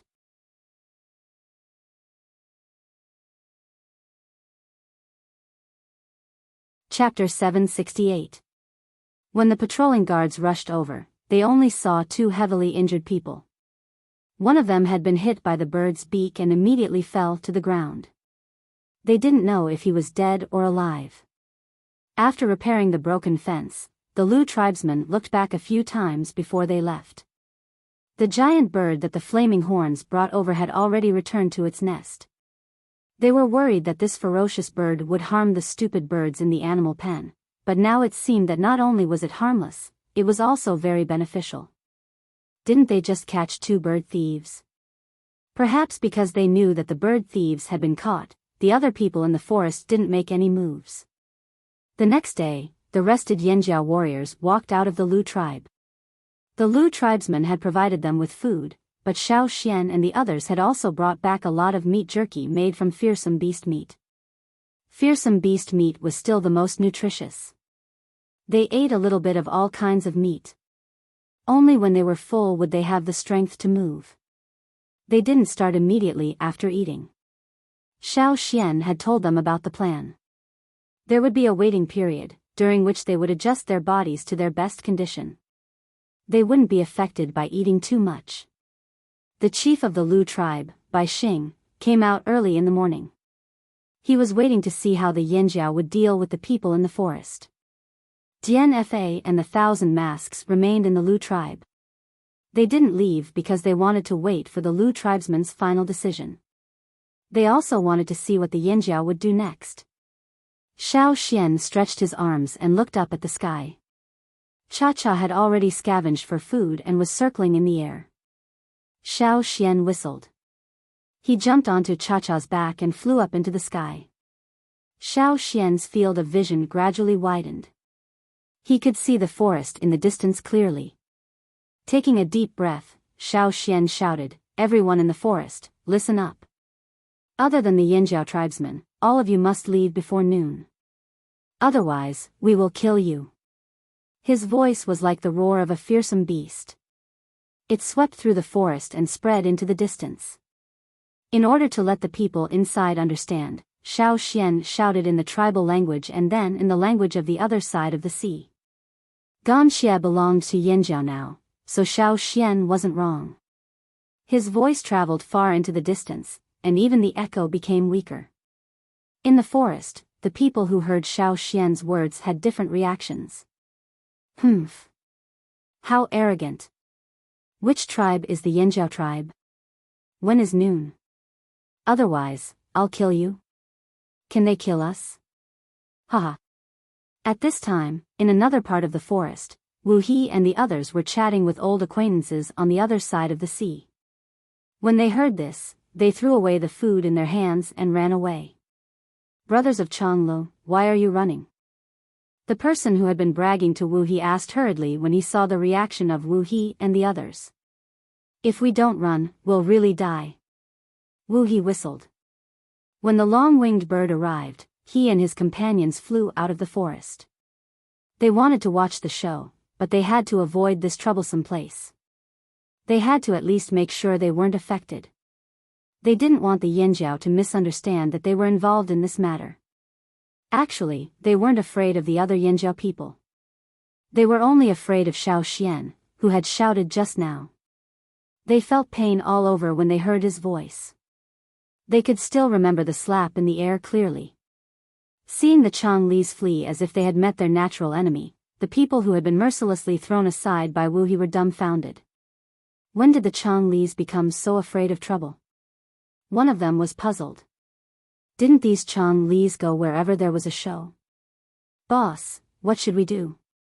Another person turned to ask their leader, who was the one who had spoken to Wu He just now. That person lowered his head and thought for a moment. "Let's observe the situation first. If the situation doesn't look good, we'll retreat immediately." The Changlis liked to watch a show, but they were also quick to avoid life-threatening dangers. Wu He's group didn't seem to be faking it. While thinking, that person's brows furrowed slightly. They hadn't been on the mainland for long, so they didn't know much about the Yanjiao tribes. But now, they had to take this seriously. They came here to reap benefits, not to throw their lives away. After Xiao Xian shouted, he landed and found a place to rest, leaving the Lu tribesmen to stare at him. "You just shouted it out like that?" "It's fine." An elder of the Lu tribe whispered. Obviously, he didn't agree with this method. There had to be other ways to chase away those people in the forest. At the very least, it would be smarter to be discreet. The Yanjiao people were too reckless. Dian Fa also thought that these Yanjiao people were crazy. Did they think that this was Yanjiao territory? How long had those people in the forest been here? He had already figured out everything in the forest. What about the Yanjiao people? They had just arrived and weren't familiar with the forest at all. One was in the dark while the other was in the light. It was obvious that the Yanjiao people were at a disadvantage. Yanjiao wanted to say something, but he stopped. He wanted to ask Xiao Xian what his plan was. Should they reconsider and change their strategy? But Xiao Xian closed his eyes and rested. The other Yanjiao people didn't seem to have any objections. In the end, he could only sigh. He was still worried. The sun in the sky gradually moved up, and the shadows cast by the people on the ground gradually shortened. Xiao Xian opened his eyes and looked at the sun in the sky. He stood up and called out to the others. Let's go. The Yinjiao people who had been sharpening their swords for a long time were energized. They immediately followed Xiao Xian out of the Lu tribe. At the border, the Lu tribesmen had already pulled open the wooden gate. They watched as the Yinjiao people walked out. They stared at the Yinjiao people who walked past them. They were curious as to whether these people would enter the forest just like that. The moment they stepped out of the Lu tribe's perimeter, the totemic power in Xiao Xian's body surged like boiling water. It roared, and the totemic patterns appeared. Red flames emerged from the totemic patterns. Then, the people around Xiao Xian and behind him also experienced the same change. The second, the third, the fifth, the 10th, 100, similar totemic patterns and flames appeared on their bodies. From afar, it looked like they were about to merge into one. It was as if someone had thrown a piece of firewood into a pot of oil. Flames erupted like a volcano, and their fighting spirit was ignited. A powerful aura suddenly rose and suppressed the surroundings. The fire seed's energy. The Lu shaman looked in that direction with a face full of shock. He had seen a similar scene at the Yinjiao's trading point. But seeing it again, he couldn't help but be shocked. This was the power of the fire seed. Even if the fire seed was no longer there, its energy still existed in the tribesmen. It followed the tribesmen everywhere, ready to start a prairie fire at any time. For Yinjiao, kill. As soon as the word kill was spoken, Xiao Xian raised his foot and stomped it hard on the ground. There was a loud boom. The ground didn't crack, but it shook. The two large stones the Lu tribesmen placed at the gate of the perimeter wall were shaken off the ground. The Lu and Thousand Masks people who followed behind all felt their feet go numb. The stomping sound was like a war drum, announcing the start of this battle. For Yinjiao, kill. Close to 500 warriors roared in unison. Their voices were so loud that it seemed like they were going to overturn everything around them. Their murderous aura was so strong that it made the sun's temperature drop by a few degrees. It made people's hair stand on end.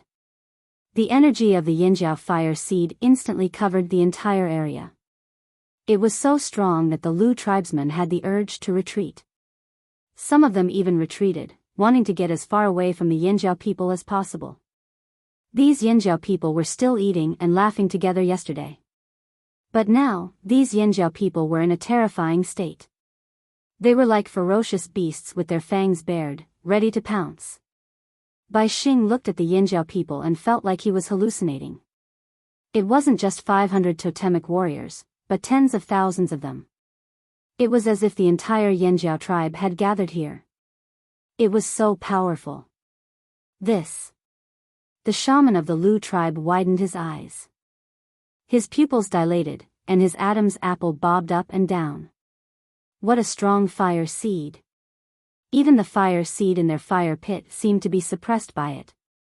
Even if it was a battle spirit, it shouldn't be like this. The elders beside the Lu shaman gasped. Is it like this after merging with the fire seed? Aren't they only 500 people? Why is there such a strong fire seed energy? Xiao Xian waved his hand and the team split into two groups. They ran in different directions like wolves and tigers. They knew where they were at a disadvantage. They weren't familiar with the terrain, but this wasn't a forest where fearsome beasts lived. They only needed to pay attention to the people hiding in the dark. Since they were in the open, then they had to be more direct. Weren't the people hiding in the forest familiar with the terrain? Weren't they able to hide in the dark? Fine, then let's chase those hiding in the dark out first. The two teams were like two knives on the rotating shaft of a meat grinder. They began to rotate in the forest. The people in the group were like fearsome beasts rushing forward. The ground under their feet trembled under their feet. They didn't seem to want to hide anything. The people in the forest felt the ground tremble closer and closer.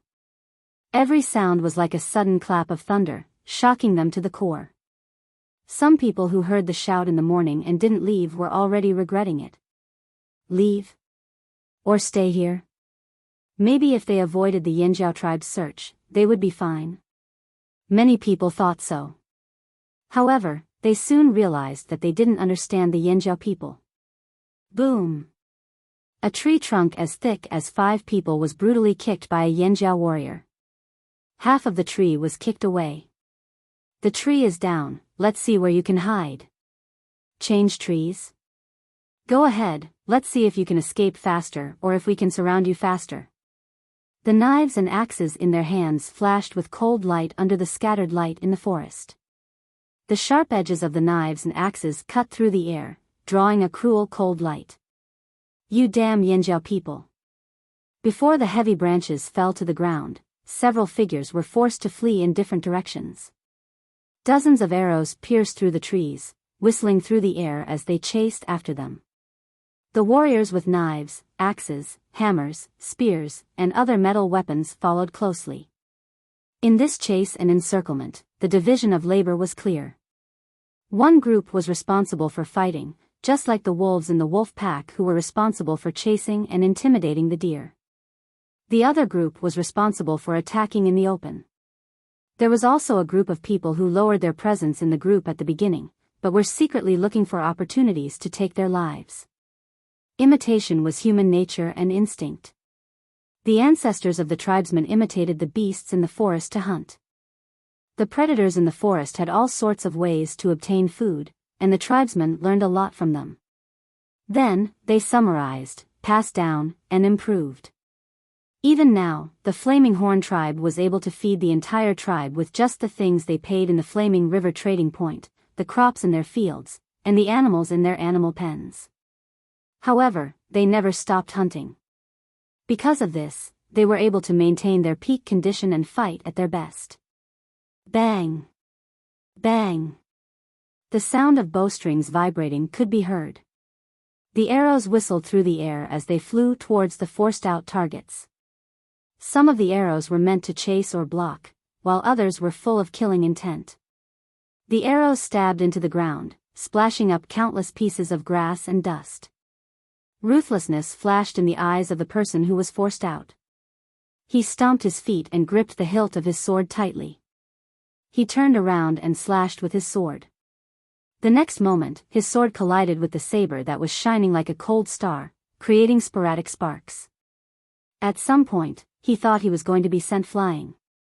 However, with a clang, the sword in his hand was cut in half. He didn't even have time to react. The knife that broke the sword didn't slow down and quickly slashed across his throat. Even though he reacted quickly and tried his best to dodge, he still couldn't avoid the killing intent of the knife. Pfft! Blood spurted out from his neck. The man holding the broken sword staggered 2 steps forward, his face still full of shock and fear. Xiao Xian didn't look at that person again and continued forward. The other Yanjiao warriors also followed, the air currents from their movements pushing the people standing there to the ground. The fallen man looked at the bloody figures stepping over him and deeply regretted not leaving when he heard the shout in the morning. If he had left, he wouldn't have died here. His vision gradually darkened. He didn't have time to regret. Before he died, he thought that the other people who stayed in the forest would probably end up like him.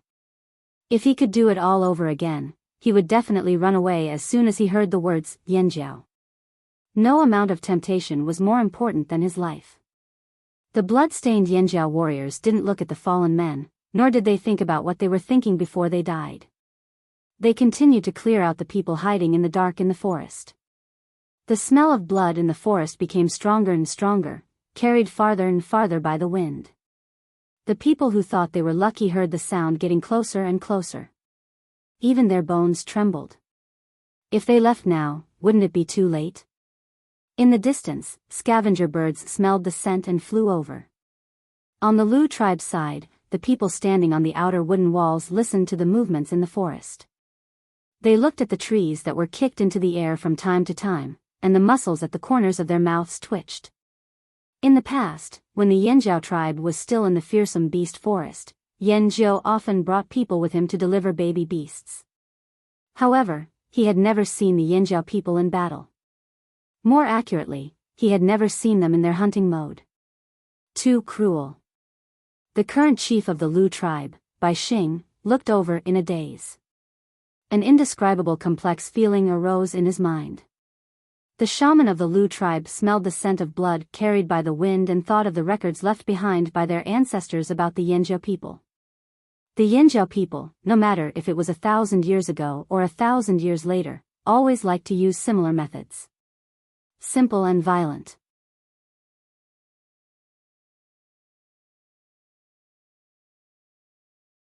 Chapter 769. The forest flashed with cold light. The sounds of metal, people, branches breaking, and arrows flying through the air were mixed in with the smell of blood and carnage. Xiao Xian raised his hand to wipe off the blood that splashed on his face and continued to walk forward. Suddenly, Xiao Xian stopped in his tracks and the team slowed down. Xiao Xian saw Gan Xia standing beside a tree not far away. On their way here, they had seen a few people lying dead on the ground. Judging by the wounds on their bodies, it was easy to tell who killed them. Most of them had been killed with their bare hands, and the method was similar. There were also bits and pieces of gray linen in the surrounding bushes. Gan Xia had many wounds on his body. If he was a normal person, he would have died many times over. However, Gan Xia was still moving like a normal person. There was no pain on his face. When he saw Xiao Xian and the rest, he even greeted them calmly. He must have gained a lot from last night. Xiao Xian thought to himself. Xiao Xian didn't stay here for long. He signaled the others to follow him and continue to sweep forward. The two teams moved in two different directions. Like the blades on the rotating shaft of a meat grinder, they cleaned up the forest around the Lu tribe from the inside to the outside. Gan Xia wouldn't join them. After all, this operation focused on teamwork. Gan Xia couldn't adapt to Yanjiao's operation. He didn't want to join them either. It seemed like he had another target. Moreover, from the looks of it, Gan Xia was heading towards his target. Xiao Xian didn't need to call him along. After Xiao Xian and the rest left, Gan Xia looked up at Yang Guang. At this time, the Yang Guang was not as strong as before. It was closer to dusk. Gan Xia's cloak was mostly destroyed, and it hung on his body in tatters. Gan Xia didn't mind it at all. He sniffed the air, and he could tell that there was a faint scent of blood in the air. The source of the scent was the target he was looking for. Gan Xia didn't know why he could accurately identify the smell he was looking for. Perhaps the changes in his organs caused a change in his sense of smell. Moreover, the way he identified the smell of blood wasn't from the wind. It was from another smell in the blood that didn't spread with the wind. Perhaps it was a unique smell in the blood of people who had merged with the fire seed. It was different from that of normal beasts. Even though the people were downwind and the wind carried away the smell, Gan Xia could still tell. After waking up from his long sleep, he was extremely sensitive to the smell of blood. There were no bloodstains on the ground. They covered it well. They also took into consideration the direction of the wind, but it still couldn't escape Gan Xia's nose. Perhaps they didn't know that other than the smell of blood, there was another smell in their blood that couldn't be affected by the wind. Behind a bush as tall as a person clutched his abdomen. He breathed carefully and looked around nervously. His eyes were full of fear. He was at his limit. Fortunately, they were quite far from the Lu tribe. The Yanjiao team shouldn't be here. They had been active in the area around the Lu tribe for a long time. They were familiar with the area. They escaped quickly and left the people behind them behind. Did they escape death? His heart was filled with apprehension and regret. He didn't expect the 5 of them to lose so badly against one person last night. He couldn't help but tremble at the thought of that person. No, that person wasn't human. He definitely wasn't human. Otherwise, why couldn't they kill him? Luckily, he escaped quickly. Otherwise, he would have died like his 4 companions. As he was thinking, he suddenly heard rustling sounds approaching.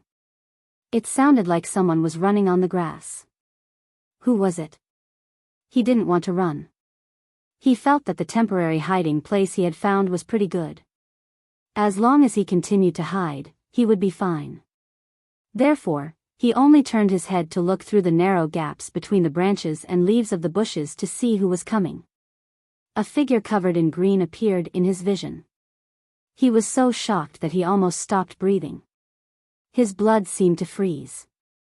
How did this person catch up? Run, he thought, but his body was a step too late. An arm came straight at him like a spear.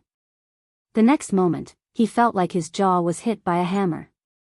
His whole body was lifted high into the air. His face contorted from the pain and broken bones. After landing heavily on the ground, he wanted to speak. He wanted to answer the question that they had ignored and didn't answer. He wanted this person to let him go, but the bones in his jaw were severely fractured.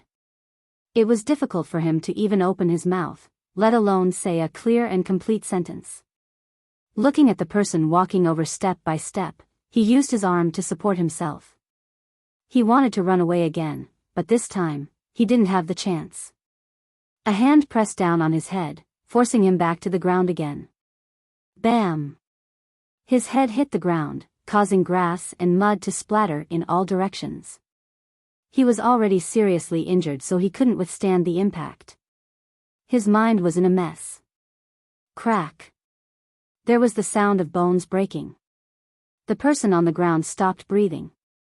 Ganxia retracted his hand from the person's head. When he got up, he was still confused. Why did these people look down on tribesmen? It had nothing to do with their strength. After all, these people weren't that strong. Ganxia didn't understand. Why did these people feel so superior when they no longer lived as tribesmen? Although these people didn't answer Ganxia's question directly, their reactions and words were filled with disdain. It wasn't just these 5 people. There were others too. These people from the other side of the sea made Ganxia unhappy when they talked about tribesmen. When he was in a bad mood, he didn't hold back. Weren't these people tribesmen too? Even if their way of life had changed, they shouldn't be so disdainful. Did the fire seed change, or did the people change? Ganxia maintained his posture and started to think. No, the fire seed was still the fire seed. It was just that the people had changed. Just like himself. Ganxia rubbed his fingers. The blood on his hand was still warm. It was much warmer than the blood on his body. That was because Ganxia didn't have any body temperature. Ganxia didn't look at the person on the ground. He glanced at the trees in front of him. He wanted to walk over, but after looking at the sky, he turned and walked back to the Lu tribe. He was hungry. When he saw the blood, he felt hungry. He even wondered if he should use the man's blood to alleviate his hunger. However, this was just a thought. He didn't actually do it. He wasn't interested in drinking human blood for now.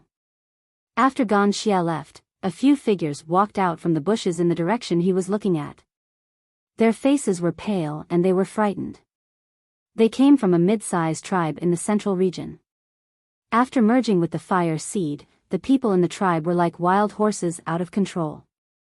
All kinds of thoughts started to form in their minds. After hearing about the Lu tribe situation, they came over to take advantage of the situation. Who knew that they would almost lose their lives before they could take advantage of the situation? They didn't come out when Xiao Xian shouted in the morning. They only came out when they heard the Flaming Horn tribe's frightening movements. They thought they had already left the warning area, but when they heard the commotion, they decided to come over and take a look. They thought they might be able to pick up some treasures, but who knew they would meet such a terrifying person? They believed that the person they were looking for must have noticed them. He just didn't care about them for some reason. At this moment, they felt extremely lucky. When dusk fell, the 2 teams of Yinjiao walked out of the forest covered in blood. They had been killing non-stop for half a day. They were exhausted physically and mentally. Their nerves were also tense. They were in their peak state when they were hunting in the forest. They felt like they were on fire. Even though it was over, they still couldn't calm down. However, even though they were still excited, their bodies were still exhausted. Even if their bodies were made of iron, they would still get tired. They weren't Wuxia, so they were about the same. But even if they were tired, they couldn't stop the strong murderous aura and the smell of blood from their bodies. Every pore on their bodies exuded a strong murderous aura. It made them look like ferocious beasts. Anyone who looked at them would feel a chill run down their spine. Even people who were used to seeing blood and death couldn't help but avoid them at this moment. When the Lu tribesmen saw the Yanjiao people coming over, they immediately opened up a path. They were nervous when they were more than 5 steps away from the team. After coming out of the forest, the people in the team felt much more relaxed. They even put their arms around each other's shoulders and laughed. It was just like when they were returning from a hunt. The injured had already been sent to the Lu tribe for treatment.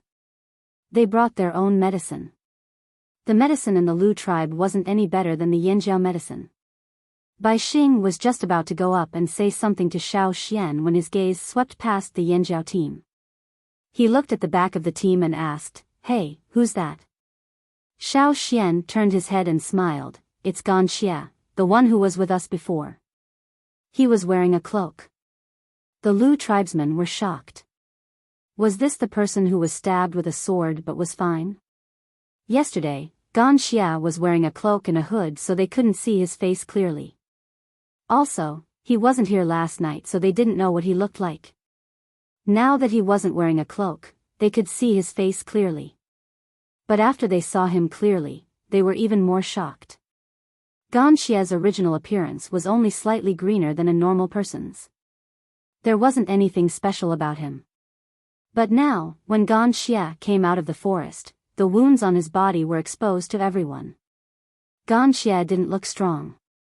At least compared to the Yanjiao people, Wuxia looked thin and weak. His cloak was tattered from the fight in the forest and it couldn't cover the wounds on his body.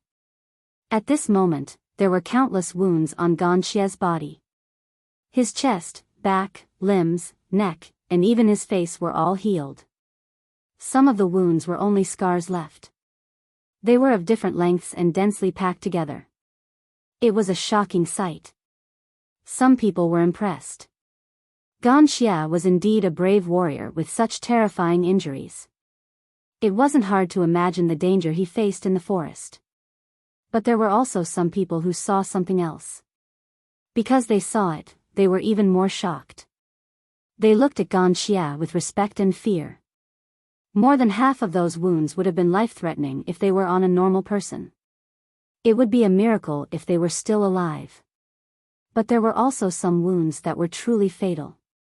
For example, the most obvious ones were around his heart, neck, and other places. Just by looking at the wounds, one could roughly estimate the depth of the wounds.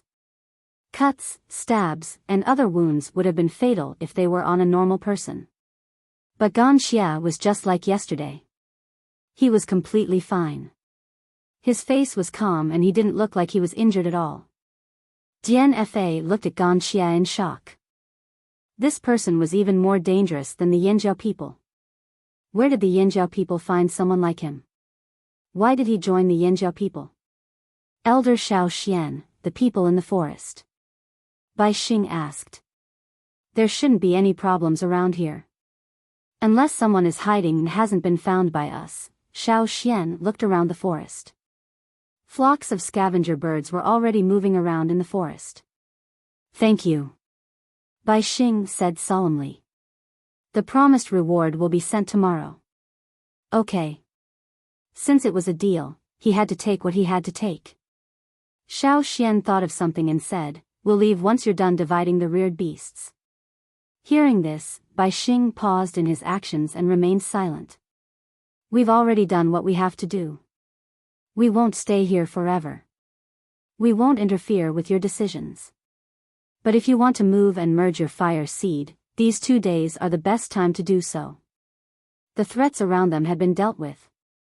Those who had gone into hiding wouldn't come back anytime soon. This was a good opportunity. If they missed it, they wouldn't have another chance.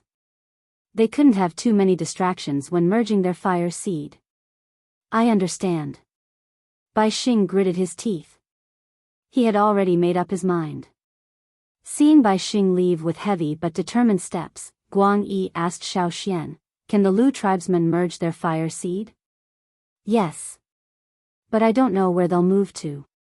"They won't stay here any longer," Xiao Xian deduced from what he heard from the Lu tribesmen. The Thousand Masks tribe was still waiting. This meant that the Lu tribesmen didn't have a consensus. This isn't good. Guang Yi frowned. He didn't like this attitude of the Lu tribesmen and didn't expect them to move to the Flaming River region. Then we'll have to see how they perform. After this incident, if they still couldn't find the root of the problem, the Lu tribe might be able to get through this, but they might not be able to survive the next time, even if they merged their fire seed. After checking on the injured again, Xiao Xian assigned them to take turns to keep watch. Then, he asked Guang to bring the forest raccoons back to the animal pens. Although they had cleared out a group of people in the forest, they couldn't be sure if anyone else would dare to come and steal the birds. That night, the Yanjiao people slept well. However, the Thousand Masks and Lu tribesmen suffered from insomnia. You're tuning into the Biyao's Wuxia Chronicles YouTube channel. Don't forget to subscribe and join us on this journey to catch the most captivating stories.